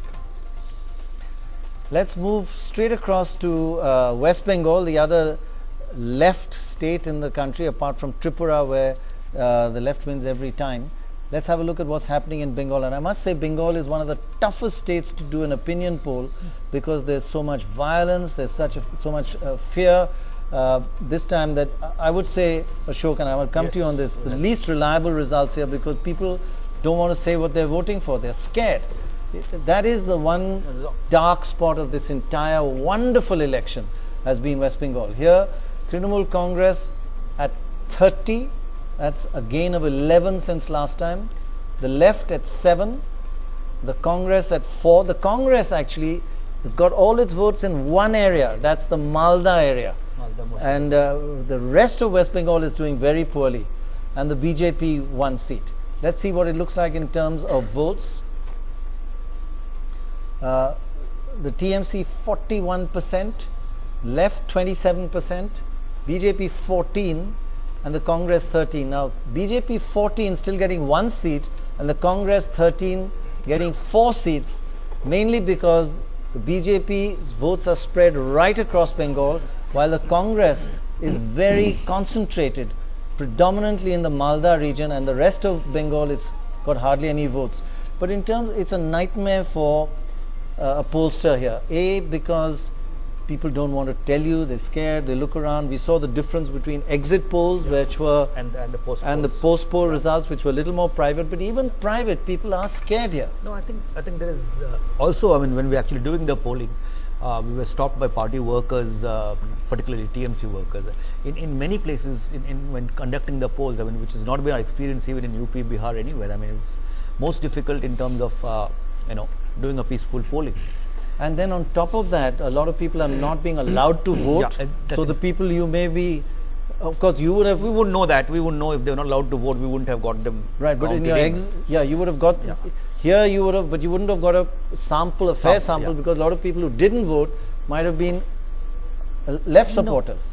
No, I think the main issue really was that people would not have been speaking their minds openly and fearlessly in these conditions. So that might really cause a little bit of. I'm guessing that you're asking on behalf of Trinamool and hence telling you Trinamool. Yeah, no, because they don't know who you're from and why take a risk. I think by the time the exit polls happened, everybody knew Hansa Research and NDTV were doing opinion polls. I don't think there was too much of an issue there, but they didn't want opinion polls to be carried out per se. That's it. I mean, in many places, in 4 or 5 places. Maybe, I mean, more than Trinamool or Congress, the fact that you are from NDTV probably went against. No, I don't think it was anything to do with us. I think everybody faced problems. No, but Doctor, I think everybody faced a problem. If you can explain. So let's go across to Monideepa in Calcutta. Monideepa, to many of us, and we've been watching also local channels there, and your reports of the fear factor here. You know, this is a state where it's been a bit of a dark spot in this generally fantastic election. Is that really so? Are the results not going to be the genuine voice of the people of Bengal? Well, that would perhaps be overstating it, but the fact of the matter is there is this tension and violence on the ground that we never hear of from other states in the country. Here in West Bengal, in the first 2 phases of elections, it was peaceful. This was up in North Bengal and up to Malda, and it was fine. But the minute the 3rd phase started, that's when trouble started erupting. So the 3rd phase saw violence and intimidation, 4th phase saw the same, and the 5th phase even saw bloodshed. Over the last 2 days, 3 people have died at least. One is a woman called Bela De, who was in the Chakta area. She apparently tried to protect her son from some allegedly Trinamool goons while they were attacking him. She was injured and she died yesterday. Today, 2 bodies were recovered. One from Purulia, that of a Congress supporter, and he was missing since Sunday, so before the polling day, and his body was found today. One Trinamool worker's body was found in Burdwan today. So, it's not like it's entirely one-sided, but practically and largely speaking, given the fact that the Trinamool is the ruling party, most fingers are pointing at it for the violence. But not just the Monideepa, violence, if I can ask you, when the left was in power, there was also violence there, and I mean a similar thing in reverse, but now Mamata Banerjee and the Trinamool have learned from the left and taken it, perfected it?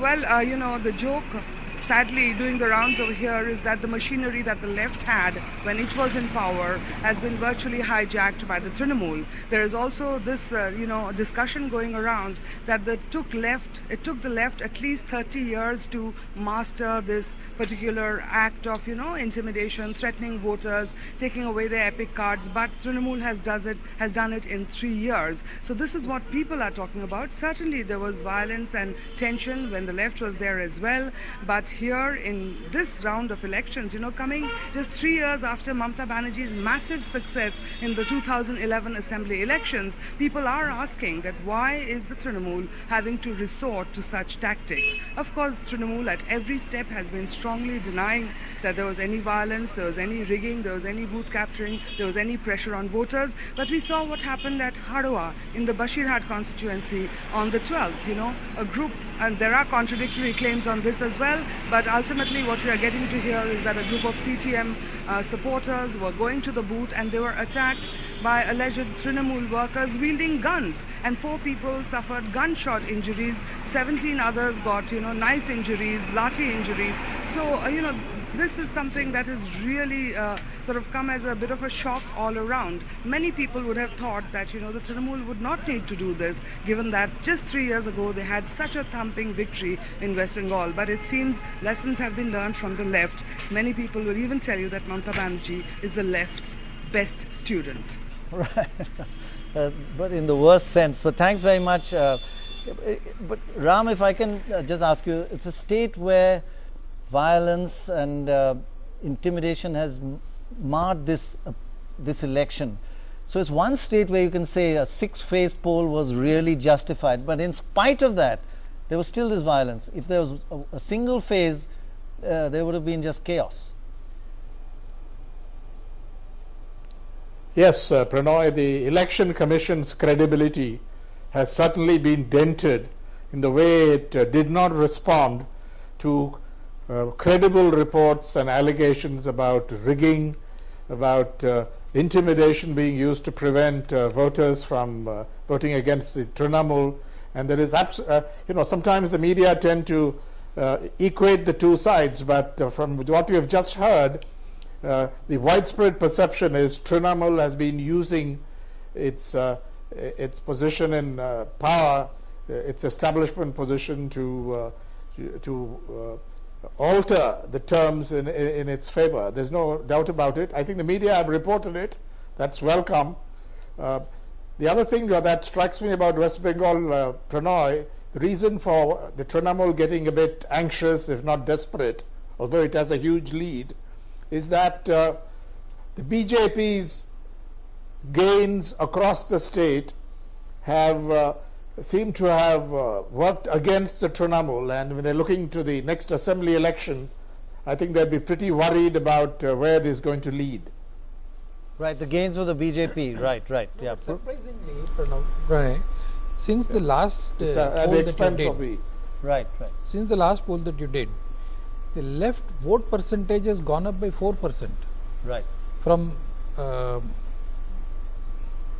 what is that? See, as you move area to area, Bengal is not homogeneous. You move area to area. And Trinamool vote percentage has gone down by 3%. Right. But the left seat has gone down by 1. Yes, because I think the BJP has come up. So this could be one of the reasons. So maybe the left has lost some votes to the BJP. No, left percentage has gone up.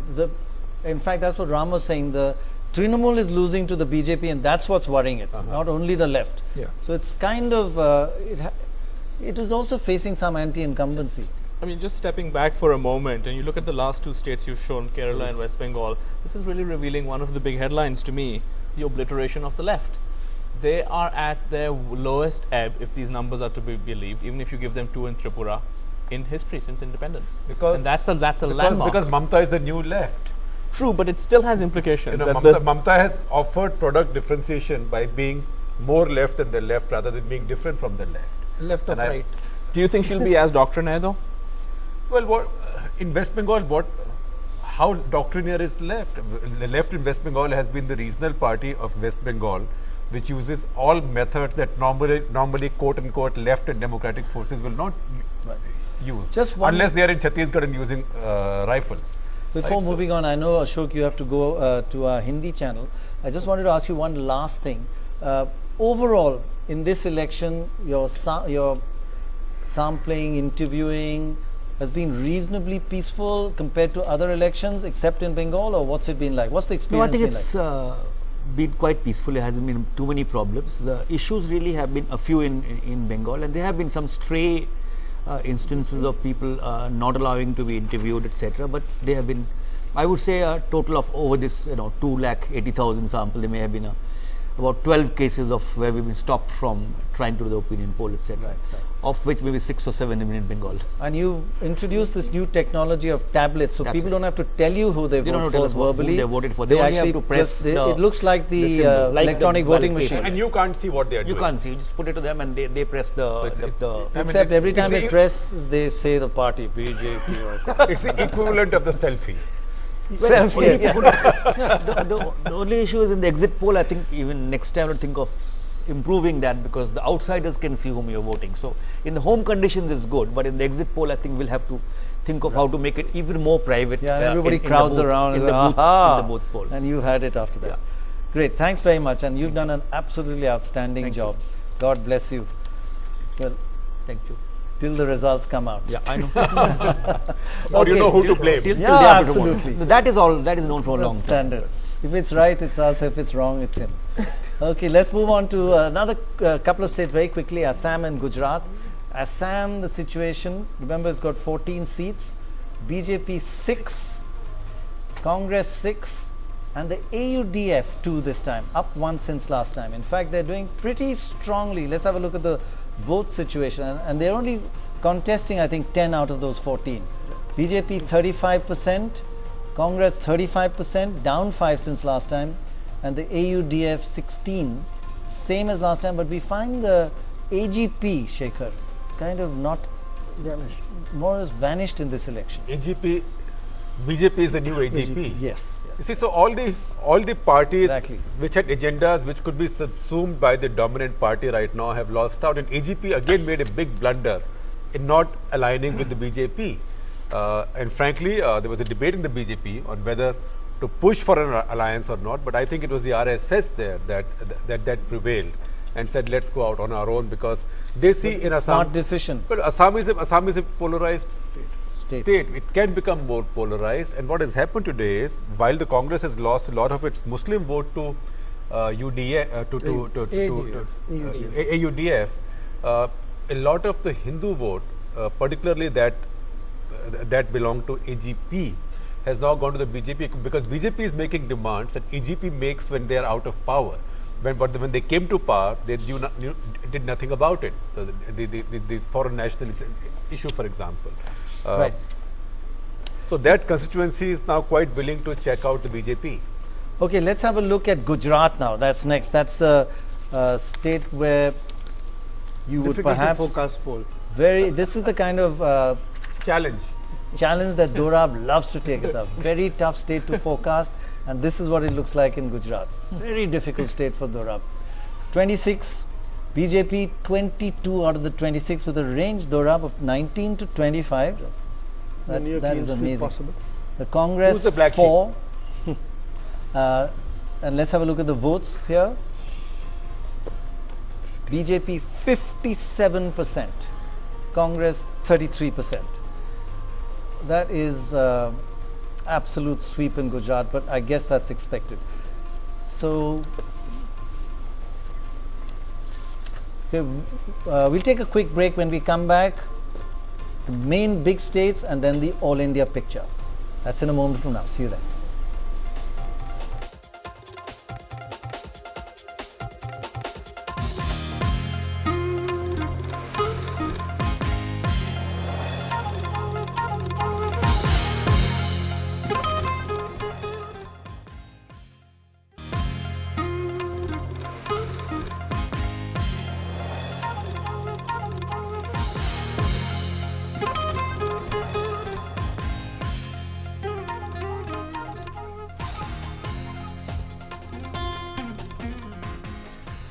Let's come to two rather different states from the rest of the country, and you'll see why in just a minute when you see figures for both Delhi and Punjab. These are two states, both of them, where the Aam Aadmi Party is actually making fairly major inroads, unlike the rest of the country. Let's have a look at Delhi first. What does it look like? Here's the forecast for the seats in Delhi. Out of 7 seats, BJP 5, Aam Aadmi Party 2, and the Congress nil, but there is a 0 to 1, and I'll explain that later, what that 0 to 1 is. And let's have a look at the votes for Delhi. BJP 45%. That's a major increase since the assembly elections. Aam Aadmi Party 31, holding on. But look at the Congress, completely decimated, completely decimated. If we look at the trends of Delhi over the last 2 months, remember it started, Aam Aadmi Party was right on top in February, but then after its performance, it dropped to 2, BJP went up to 4, then it went up to 6, and then it's kind of settled at 5-2. And the reason, let's have just a look at how the votes have gone for the Aam Aadmi Party. Let's have a look at that. Here, the AAP combination, BJP, as far as the Muslims are concerned, 50% of them are voting for the Aam Aadmi Party. Also, the scheduled caste, 44% voting for the Aam Aadmi Party. And the first time voters, 40% from the Aam Aadmi Party. That is the combination that is giving the Aam Aadmi Party a bit of a kick in Delhi. And the reason why I said that's 0-1, because our opinion poll is a little different from the others. It shows that the post-opinion poll shows that Kapil Sibal is not doing as badly as everybody thinks. He may not win the seat, but it's not ruled out yet. Am I right? Yeah, there are a lot of don't knows there, much larger than one will be comfortable with. So one is okay. But just don't know. Let's go on to Punjab, and again in Punjab you'll see how the Aam Aadmi Party, I think unpredictably, is doing extremely well. Maybe others could predict it, but we didn't really see it. When we went across Punjab, people talked about it, but here's what it looks like. 13 seats, Congress 6, Akali Dal plus the BJP 5, and the Aam Aadmi Party could pick up 2 seats. And look at the votes as well here. Congress 35%, Akali plus BJP 34%, neck and neck, and the Aam Aadmi Party 23%. Huge impact. Now that's, a lot of people say that's because of the anti-incumbency at the center for the Congress and a great deal of anger and anti-incumbency of the local Akali Party. Let's have a look at some of the characteristics of the elections here and the voters. Hindu-Sikh loyalties, which way are they? Akali Dal's got 38% of the Sikhs, Congress 30. So Sikhs split, but a little more in favor of the Akali BJP. Hindus 30% for the Akali BJP, 42% for the Congress. Almost reversed actually. So it's fairly divided there. What about in terms of the Aam Aadmi Party? What does it look like in Punjab? Gets this anti-incumbency. Sikhs 25%, Hindus 18%. You know, the Sikhs are those who are anti the Akalis, are not really all of them going across to the Congress. Many of them have switched to the Aam Aadmi Party, and the Hindus who are anti the center, the performance of the Congress government of the center, are not going to the Akalis and going to the Aam Aadmi Party. Finally, let's have a look at the urban-rural vote, because that's a big division in Punjab. Urban, Congress much stronger, 39%. And you can see the Akalis plus BJP much stronger in rural areas, 27 urban to 35. And the Aam Aadmi Party also more urban. So only the BJP Akali Dal is stronger in the rural areas. So Shekhar, this Aam Aadmi Party doing well in both these states. What's common and why Punjab? I mean, well, Delhi we saw... why Punjab? Because Delhi is the capital of Punjab. Delhi is the city of the Punjabis. But the more sort of serious answer is that Punjab has high anti-incumbency. It's a very highly urbanized state. And people of Punjab have problems. They are not problems of extreme poverty. They are problems of just anger and frustration because governance is so poor. And Punjabis don't like somebody wielding this kind of dictatorial power as they see the Badal family do there. And they are not convinced that the Congress party is an answer, because Congress party also is a family-run party. And please do not forget that while the left is declining all over the country, there is a left impulse in many parts of the country. And there are many parts of the country where traditionally the left had a vote. In Punjab, the left always had a vote. That the left in Punjab has died down. that vote's coming back to Aam Aadmi Party. In fact, one seat, and I can say so now, going by your exit poll, that maybe I was right in having said in a report from Punjab that Aam Aadmi Party will get many more seats than anybody predicts. One reason, a constituency like Sangrur, they are likely to do very well. Yes. It's a rebellious constituency. It's a constituency that the left used to win in the past. It's a constituency that Simranjit Singh Mann once won. It's a rebellious constituency. So they're like anybody but the main two parties. No, but also left. Left. You know, right. Sardar Bhagat Singh was a leftist. I mean, he was from Punjab. Don't forget all that. Yes. Also very good candidates, Prannoy. Many cases, good Good candidates. And in fact, they've done a brilliant job of choosing candidates from popular culture, very good local activists who nobody could say anything against personally, and very good campaigners. And full Meenakshi Lekhi, I want to talk to you about Delhi. You're fighting Delhi, and you'll be pleased to know, I think, that the poll forecast that you're going to win, but never trust polls, right? Wait till the final day after tomorrow. But in the whole campaign, how has it changed so much for the Aam Aadmi Party? They were right on top 2 months ago, 3 months ago, and they seem to have declined. And a lot of the Congress votes seems to have gone. The Congress is just wiped out of Delhi.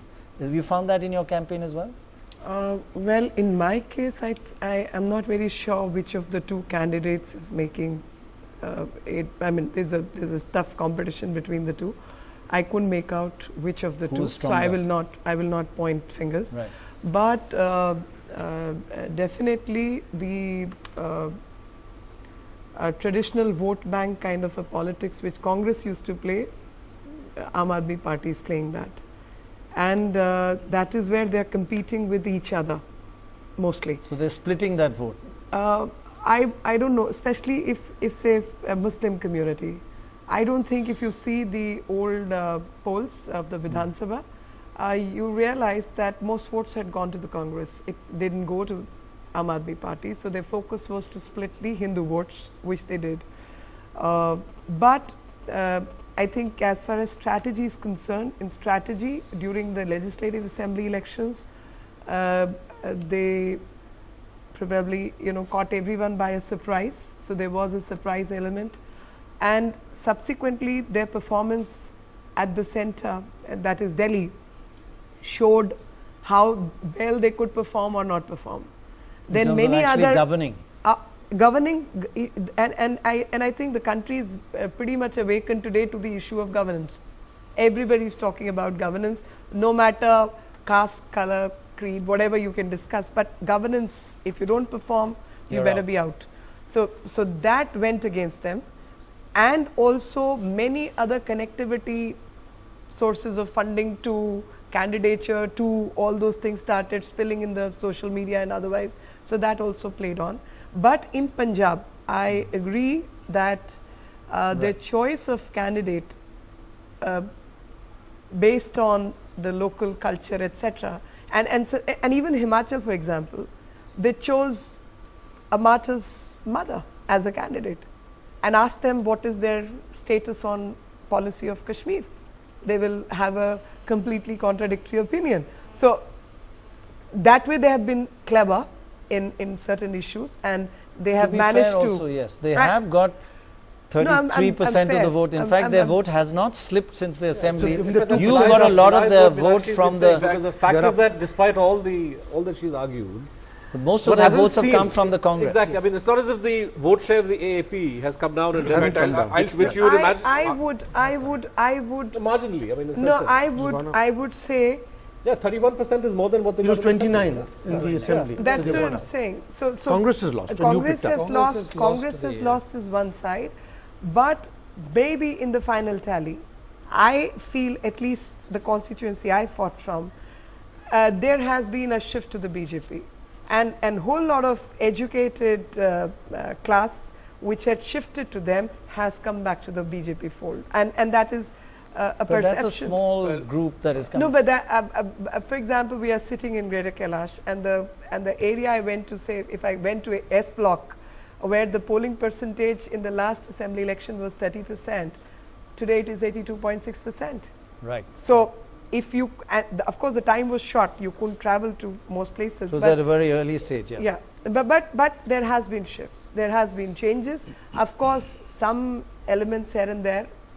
Right. We've got actually Siddharth Pandey, who's been following the Aam Aadmi Party.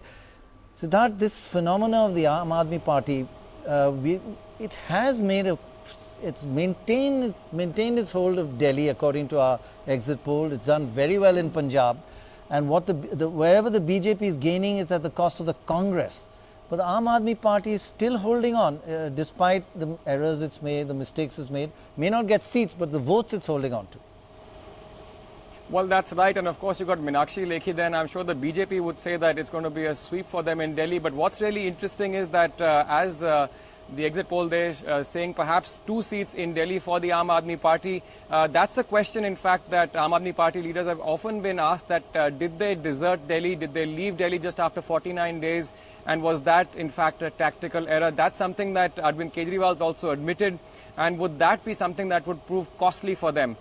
So the fact that they've actually managed to retain that vote share and actually come up perhaps with 2 seats is going to be very interesting. Punjab, what we are seeing roughly right now is almost an exact situation of where Delhi was. A lot of anger against the Akalis in Punjab. You had anger against the Congress in Delhi. So that's helping the Aam Aadmi Party there as an alternative. So they've really filled up that space. They've been selective as far as candidates are concerned. They've chosen some of those candidates very carefully in Punjab. So that's a state that the Aam Aadmi Party really is banking upon. Another state, of course, is Haryana, and of course they'll be watching that result very closely, because that's a state that goes to polls later this year for the state assembly. But Punjab is a state that the Aam Aadmi Party is really hoping will get some good numbers for the Aam Aadmi Party. Right, right, interesting. Thanks very much, Sid. That's let's just move on now to a series of states and then get to Bihar. Very quickly, Haryana. Let's have a look at that first. What's happening? Haryana has got 10 seats. BJP 7 out of those 10. The Congress 2. And the INLD 1. That in terms of votes, let's have a look at what that looks like. Here the Aam Aadmi Party has BJP not plus. really. BJP plus, yes. Bishnoi. Yeah. 40%, INLD 25, and the Congress 24, down 18%. And again, you can see entire 18% going to the BJP. This is the trend you see everywhere. Let's have a look at the trend over the campaign. What did it look like? Started with 5-3, and it just got wider and wider and wider as it went along. Quickly move on to Jharkhand. This is what, remember there are 14 seats here. BJP 12, could go up to 13. Congress 1 and others 1. Votes again, a huge majority for the BJP, 55%. You know, crossing this 50%, Dora, very unusual in so many states. 55, 56, 57 is huge. We will quickly put together, before we move on, the smaller states, Uttarakhand, where we didn't do polls. Actually too expensive. Ashok Das is a very expensive man. But we've culled figures from various other areas and used assessments. BJP 17 out of the 34, that's up 9 since last time. Congress 13 and others 4. That's just to get the tally up. Now let's move on to the two main states. But how dare you call Haryana a small state? We didn't call Haryana. These are not Haryana. Haryana is I mean, in front of you, would I dare? Maybe when you're not in the room. So Uttarakhand and Himachal. And all the northeast. And all the northeast states. Arunachal and all that. Also Andaman itself. We can give a breakup, but it's a bit tough to. Let's move on to Bihar now. Here, it's not quite the wave that you found in other parts of the country, particularly the north. 40 seats, 22 to the BJP. Originally, they were a little higher, about 25, 26, and a kind of combination between the Yadavs and Muslims around the RJD, Lalu, and the Congress pre-election combine has sort of stemmed the tide of the BJP there. So 22, 14, and Nitish Kumar completely sidetracked in this election, just 4 out of 40. In terms of votes, what does it look like? Here it is, 40 seats, BJP 35, BJP plus that is 35, RJD and Congress, Lalu and Congress 29, and Nitish Kumar 16. Let's have a look at the trends as they move, because it was at one stage going. Let's move on to what it was like in March. BJP was coming down, but then it started picking up, and then it was held by this combination of the Yadavs and the Muslims going towards tactically towards the Congress and Lalu Prasad Yadav. Let's see, if I look at what the poll says about the Muslims and the Yadavs, what does it look like? Muslims 43% in March. Remember, we did our poll in March, and Yadavs 52% for RJD and Congress. Then they consolidated suddenly, and 70% went to the RJD and the Congress, and 70% of the Yadavs also went. That is a huge change in a month. Yes, that's right. 2 months with actually. campaigning, yes. So this is the biggest change we've observed now, Muslim change.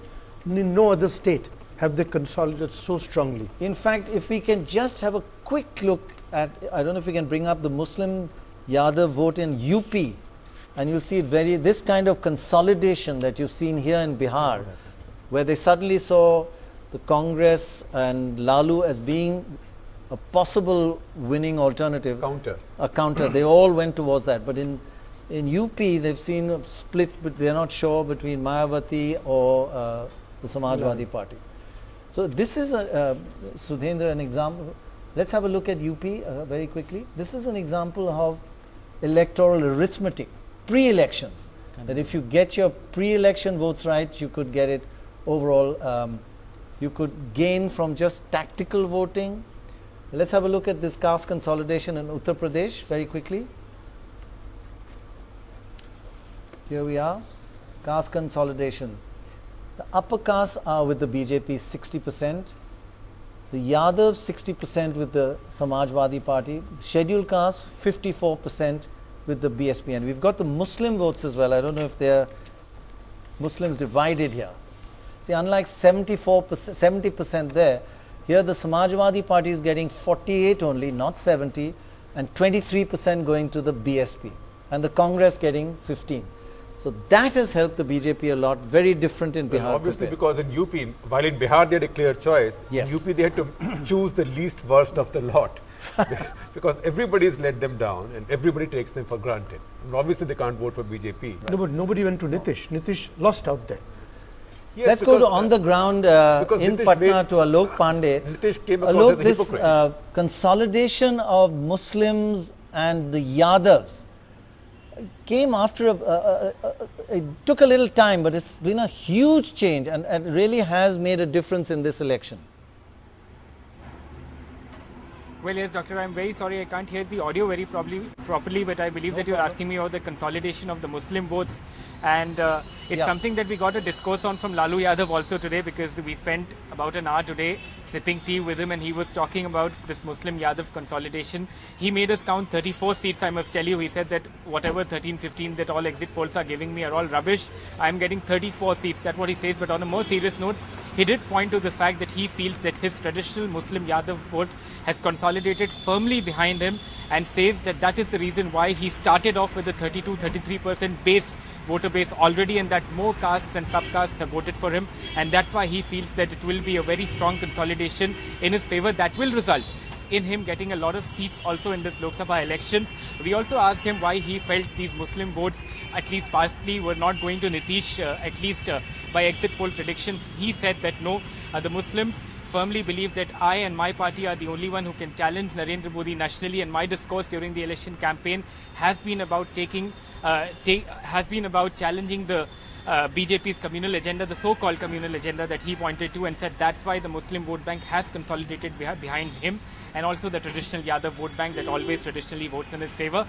So those were his reasons that Mr. Lalu Yadav has been giving to us over the last 1 or 2 days about why he feels that the Muslim Yadav vote bank has consolidated behind him. Like I pointed out, though, he says that 13-14 seats, nothing doing, I'm getting 34 seats. That's if you add up all the different parties' predictions, out of 40 seats, they'll all get about 85 seats. So I think they probably don't know which state they're in. They probably think they're in UP, but that always happens. Thanks a lot, Alok. Thanks very much indeed. Ram, if I can just ask you about electoral tactics.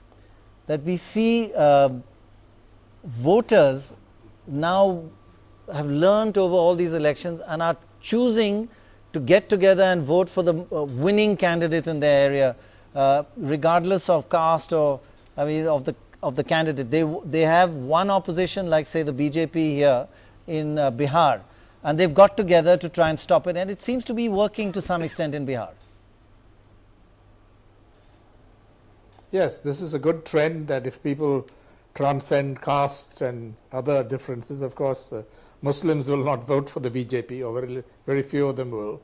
This is a healthy trend, but having said that, I think it's still the highly divisive forces in society, and it's very unfortunate that caste still plays a role, the role that it does in the Indian context. But people are smart, and within those limitations, I think it's good to see that they're voting across, to some extent, caste lines.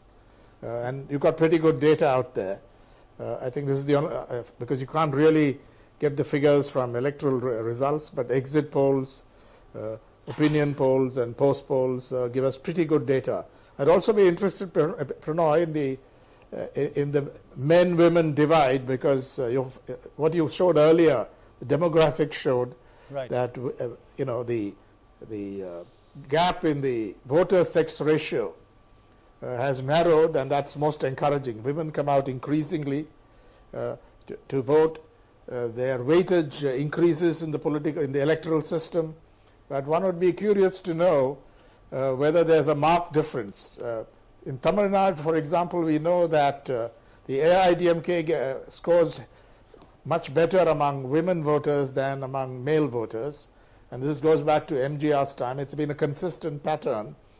And I think on the whole, I think the BJP would do less well among, even when there is a strong trend, surge towards the BJP, would do less well among women than among male voters. But I wonder whether we will actually be coming, we'll be giving all India figures for men and women and who they support. The Muslim consolidation in Bihar and Uttar Pradesh, I think this is one big takeaway that this overall result is going to give us, which is that this is a message for Narendra Modi and the BJP, that at the end of the day, if you are going to be Prime Minister and you're faced with a situation where 80 to 90 to 95% of a significant cohort of the population voted against you, did not trust you, this is an issue that he ought to introspect about, ought to find some way to deal with. This can't be brushed under the carpet. Chari, what do you feel about that? Isn't it a worry for you? Yes, it is a worry for us, no doubt about it. But if you look at, I mean, you should differentiate between the situation in Bihar, UP on one side, and take Maharashtra, Madhya Pradesh, Gujarat, and to a very large extent even Karnataka. A large chunk of Muslims, last assembly elections, 16% of the Muslims voted for the BJP in Karnataka. No, assembly is different, right? Because the BJP is not polarizing in the same way that Mr. Modi has become. Where did those figures come from? Last time we did, the party did its own survey polls on this. You know, one has to be a little careful how you interpret those. It generally is true that I don't know about that poll, it may well be right, but generally it's true that Muslims are not voting for the BJP. Yeah. And I think you will have found that in poll after poll in different states. Yeah, but the trend could be so for the BJP, right? You have to reach out. Obviously, it is a fact. We can't deny that fact anymore. It's tough to govern if 15% people feel excluded. But what happens is, in political terms, when you try to reach out to the Muslims, painting the BJP as the villain of the piece or as the devil, right? यहाँ पर एक शैतान है. If that is the kind of things that you start talking, right, then that becomes very counterproductive in the political arena for the other parties, non-BJP parties. And we would personally not like that to happen. However much it may increase our seat tally, but in the long run, as a society, as a nation, that does not help either the other parties or the Congress. So this is a political help issue the nation at all, which we'll have to think of. Prannoy, if there is such a big surge of Muslim Yadav support for RJD and its ally, that's the Congress, then we probably will get less seats for the BJP than what you're showing in Bihar. In Bihar, because your highest was 24 and you are showing 22 now at a time when the consolidation big consolidation in support of Lalu Prasad But what Yadav. happened was the later areas were BJP strong areas that have gone. But carry on, yeah, that's a point. No, this is one point. The other point is that the picture in UP may not be very different. It's not that Muslim vote is split between Samajwadi Party and BSP, etc. Because wherever the candidate is winning, by candidate. We have found that it's not being that sophisticated yet. So it's not really a split of Muslim or Yadav or other because it is this time we are not going to see Muslims supporting the BJP anywhere. If anything, Muslims would vote for the candidate who is most likely to defeat the BJP. Can I just add a wrinkle to this Muslim question? Right. While it's true that the BJP support from Muslims is going to be very low, if you put this in perspective, and this is ironic considering the Mr. Modi's image, it will almost certainly be significantly higher than it was in 2009. In 2009, the BJP got 3% of the Muslim vote. I haven't seen what your all India figures are on that now, but I'd be very surprised if it's less than the 3%. Well, I mean 3% from and now if it's closer to 10%, right? Yeah, no, but from where does the data of 3%? That's the election commission. Where is this 10%? No, election commission will never give that. Can't give religious. They don't have the data. Where is the 10%? They don't have. There's a lot of data floating around which has no basis. A lot of data. A lot of data is just urban legend. They can't even tell us. They can only give you men, women. Okay, we'll take a short break. When we come back, Uttar Pradesh and the all India picture. See you in a moment from now.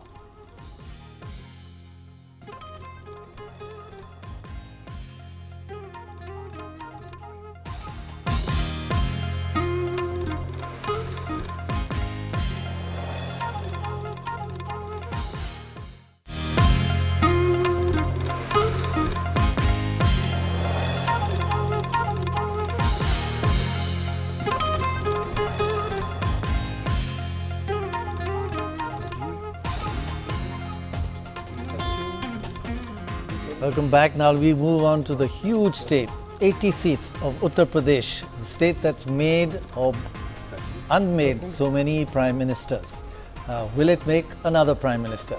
Let's have a look at the seat forecast for Uttar Pradesh. 80 seats, remember. The biggest state of India.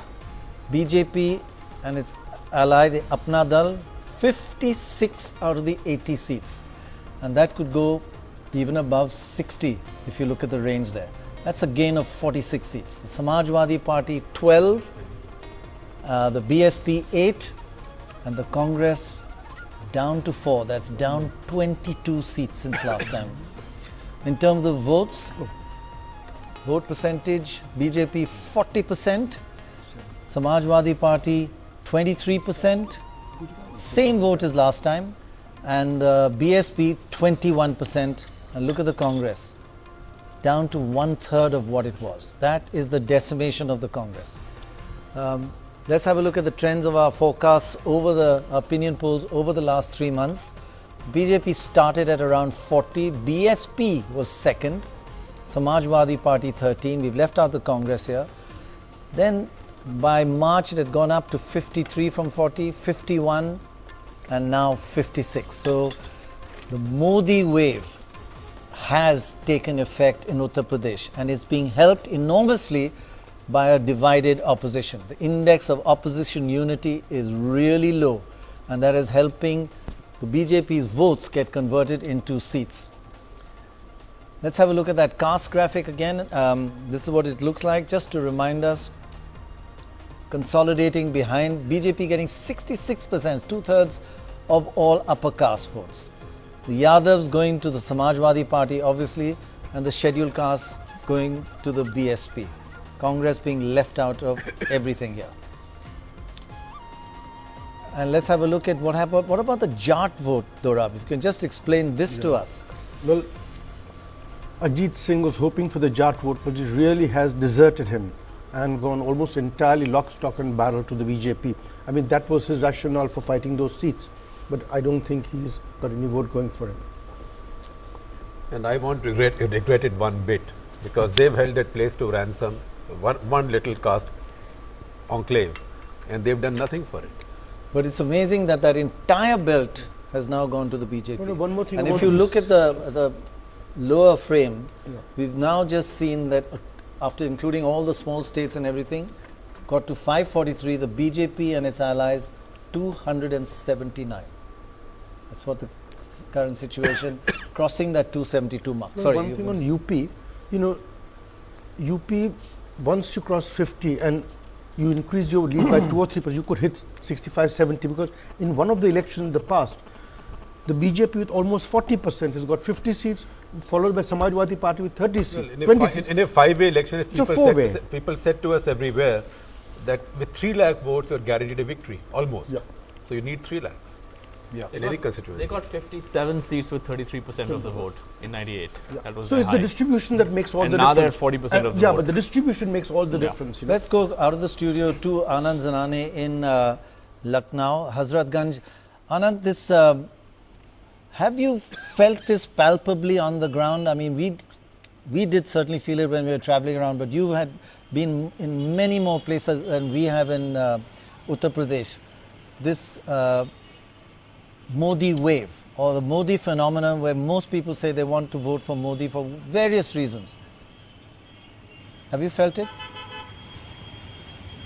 Well, Dr. Roy, yes, indeed, we have felt it in rally after rally in Uttar Pradesh, and perhaps it was most palpable when Narendra Modi actually visited the constituency of Amethi. It was meant to be just a guest appearance in Rahul Gandhi's constituency, and that's where we saw a frenzied crowd, and that's where we thought that, you know, interestingly, the Modi wave is also, in a sense, sweeping across and washing ashore on the pocket boroughs of Amethi and Raebareli. And also, interestingly, the caste mold that everybody talks about, many people are also talking about the fact that this caste mold seems to have been broken, caste loyalties, in a sense, drifting away. And, Amit Shah, to a certain extent, has been, in a sense, effective in ensuring that this caste mold of caste loyalties is something that had to be broken into, had to be breached, which is why we see a certain a significant drop in the seats of the Samajwadi Party and the BSP. And also, interestingly,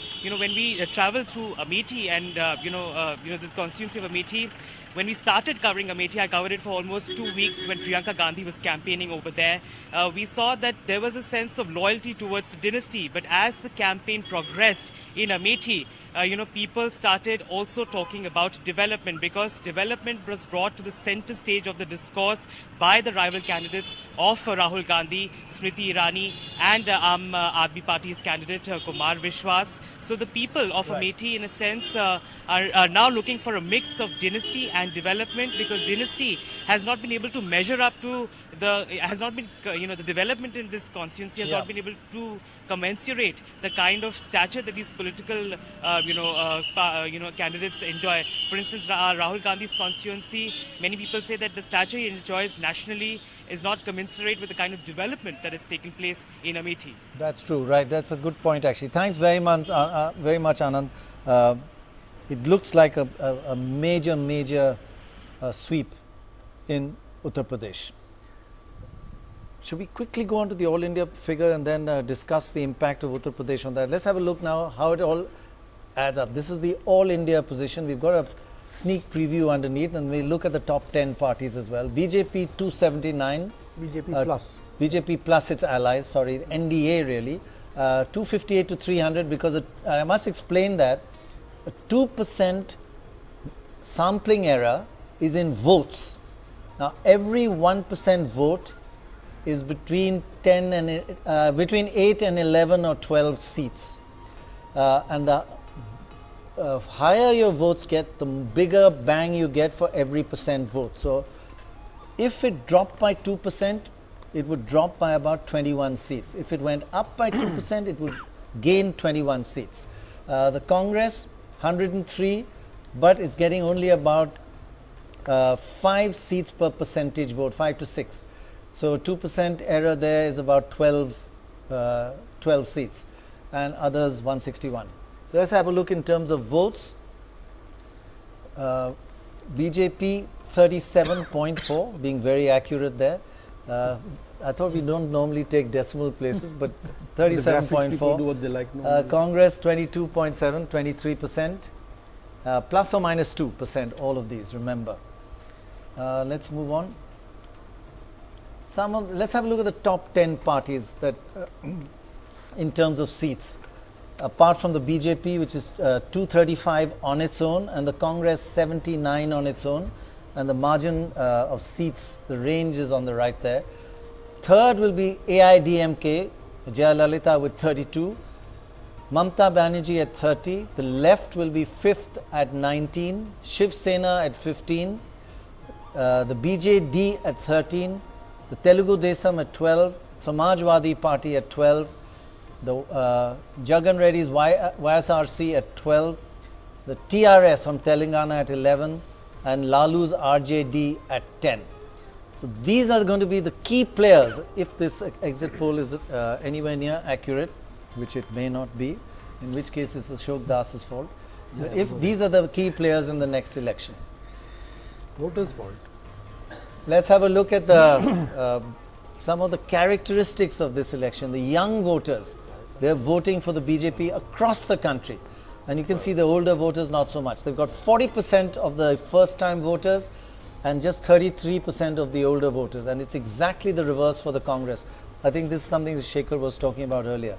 21% of the younger voter, which is a huge 19% gap amongst the younger voters. If I may make one more small point, if this count of 235 or thereabouts is right, then this will be the best performance by a single party since 1984. Correct, yes. In 30 long years. So this tells you that something is happening. The center of gravity of Indian politics is now shifting towards the center. So good point actually. A major change since 2004, if it's correct. Now let's move on to the gender gap. What's the gender gap like? The BJP much stronger amongst male voters. 38%, I think this is what Ram was talking about earlier, and 35% amongst female voters. 23% Congress, slightly better amongst female voters, and they have been reaching out in their campaign to them. But you can see the gap amongst men, 38 minus 23, 15%. The gap amongst women is about 11%, a much smaller gap.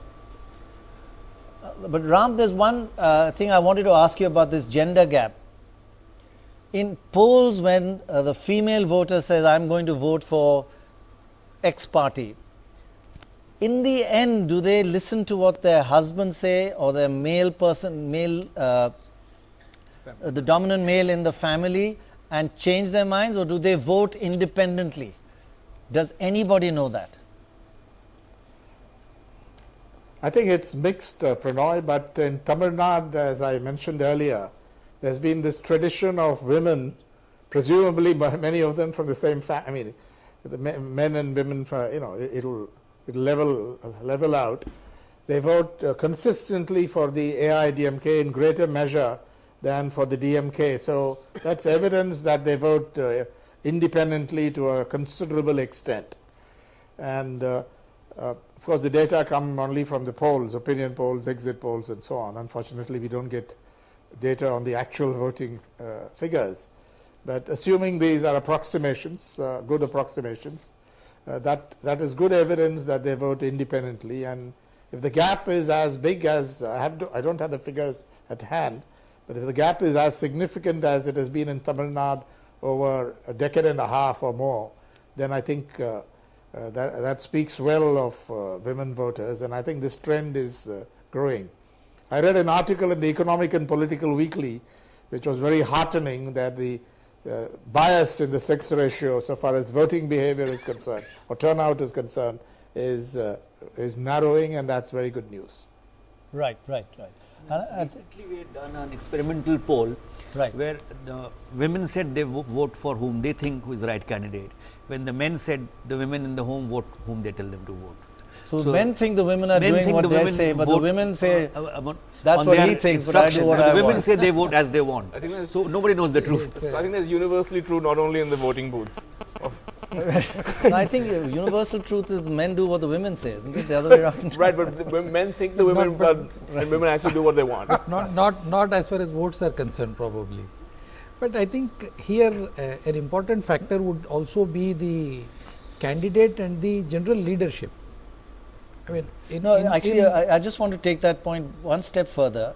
It's important tactically as well, because if you think that the woman voter does what the man says, you just focus on the male voter, because eventually he'll convince the woman. Is that what parties do these days? Focus on the women, men, and hope that the women will follow? No. Now, what has happened is issues also play a very important role. Like, for example, the girl-child education and Ladli Yojana in Madhya Pradesh had it was a resounding success. Although the chief ministerial candidate was Shivraj Singh Chauhan, he could cut across a large section of women, and even in very strong Congress dominated areas, the women came out to vote for the BJP, and traditional Congress voters, the men, still preferred the Congress, but they would still say that I would still go for the Congress, but the women folk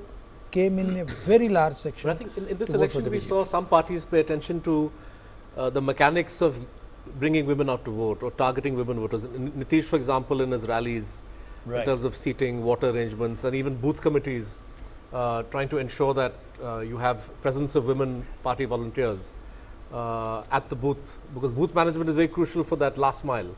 To ensure that votes actually come in your favor, and I think I suspect this is going to be. You've been writing a lot in favor of the Aam Aadmi Party. What lessons will it have? Has it done in a way brilliantly well to have established an organization for the next elections, or is this going to be a big disappointment? So I think it's clear that the practicalities of politics have proved to be too much for the party in terms of money, in terms of the mechanics of even a booth management. In many places where they thought they put up a good fight, they didn't even have enough volunteers to man polling booths, which is a big problem.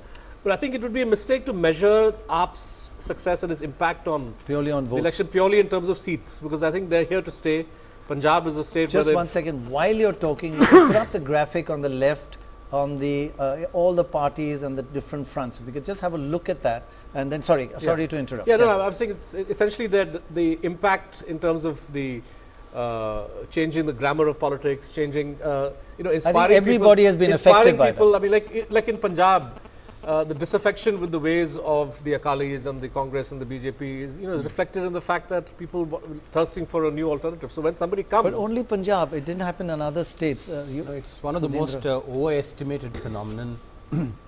It's part of the media election. Yeah, if the Aam Aadmi Party is not going to win overall more than 5 seats in 542, then you certainly have to see, the disproportionate media attention that AAP got and its actual electoral performance.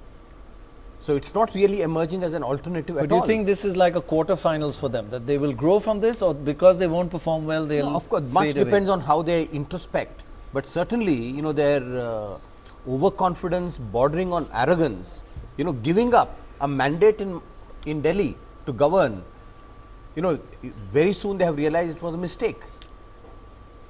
And actually they don't, their biggest problem is they don't have not even a single agenda and not even a collective agenda, neither collective agenda nor a single agenda. So in Delhi, in Delhi they came up with the idea of reducing water tariff and electricity and all those things. I mean, that did attract a large number of people, but they did nothing as far as performance is concerned. And the joke that goes about is about Aam Aadmi Party is that on 16th he is going to win 300 seats, on 17th he will take over as Prime Minister, on 18th he will resign and go. Well, I mean, I think the picture is a bit mixed, because I agree that they have changed the grammar of Indian politics. I think the big mistake they made was... people are thinking about beacons on their cars, travelling. I mean, they are yes, thinking... they made VIP culture a cheap thing. But I think one big mistake they made was they made their agenda too negative. They didn't say sufficiently what will we come and do. They just said, send every so-and-so to jail. Everybody is an idiot. But on the other hand, their biggest contribution, I think, on the positive side is that they have demolished the entry barriers of Indian politics. Because in Congress as well as BJP, you have to be somebody, or your mother or father or somebody. Shekhar, if you can just interrupt you, say, just have a look at that graphic. We see 279 with its pre-poll allies. And on the right, under others, many of them may actually switch to the BJP, right? Like, which ones would you Support think? from the outside or whatever. Like somebody said, say, the TRS might switch, right? Where is it? Oops. Here we go. See, anybody who doesn't have the fear of losing any Muslim vote will be inclined. YSR Congress and MNS have already both said they would. That's right. But YSR, if he controls the assembly, in because Andhra Pradesh would have an incentive. TDP is with BJP, so he's No, but he would have an incentive to be on good terms with the centre. MNS certainly has agreed. MNS. And Chautala Sahib has in the MNS has past said so. supported. Well, he's already Chautala announced. also already said. announced. He's already said. Already announced. And many of these others. Why don't you take AIDMK? The big one. Yeah. Amma. She has also, in fact, announced. I mean, You think they one of her would ministers support, has said. but, Likely. You know, but what's interesting Ram, okay, let me ask Ram. After the election, do you think the AIDMK will support the BJP or the NDA government? I think if their numbers were surplus to requirement, I don't see much point in the AIDMK joining this this group. Only if its support were critical to requirement. In other words, to cross 272, would they really be interested, I think. There may be a constructive opposition. They may want to get more for Tamil Nadu and maintain good relations with Modi Sarkar. But I think the calculation would be that our numbers, if it's anything like, if it's going to be what you suggest, number 3 in the All India stakes, then if it was surplus to requirement, not really needed, then I think it's better to stay independently as an independent bloc and not just be part of the ruling coalition. I think that's my guess. Can you ask him? Like even Ram, even if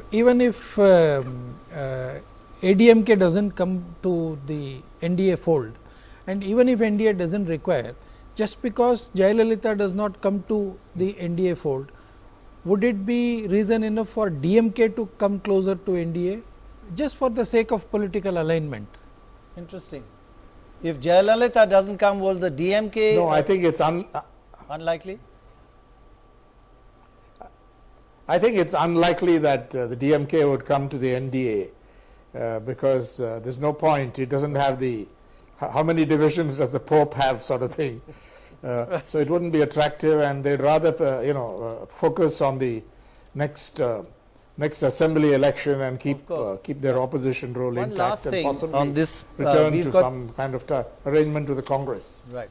Okay, we are completely out of time. Also, the KKR cricket match is just about to finish, so we must rush to see what's happening there. Must watch a victory. We got the BJD there that Naveen Patnaik said hasn't ruled out supporting the BJP I think today. many of these people will give issue-based support. And because passing of bills and all, why would ADMK vote with DMK? Right. So with the BJD, BJD did support. It would go up to 325, 324. So it's pretty secure as far as the NDA and its current allies and future allies are concerned. That's all. End of the cacophony. 36 hours to go, and the real thing. See you then, and no margins of error there. That's the real thing. Thanks for watching. Bye-bye.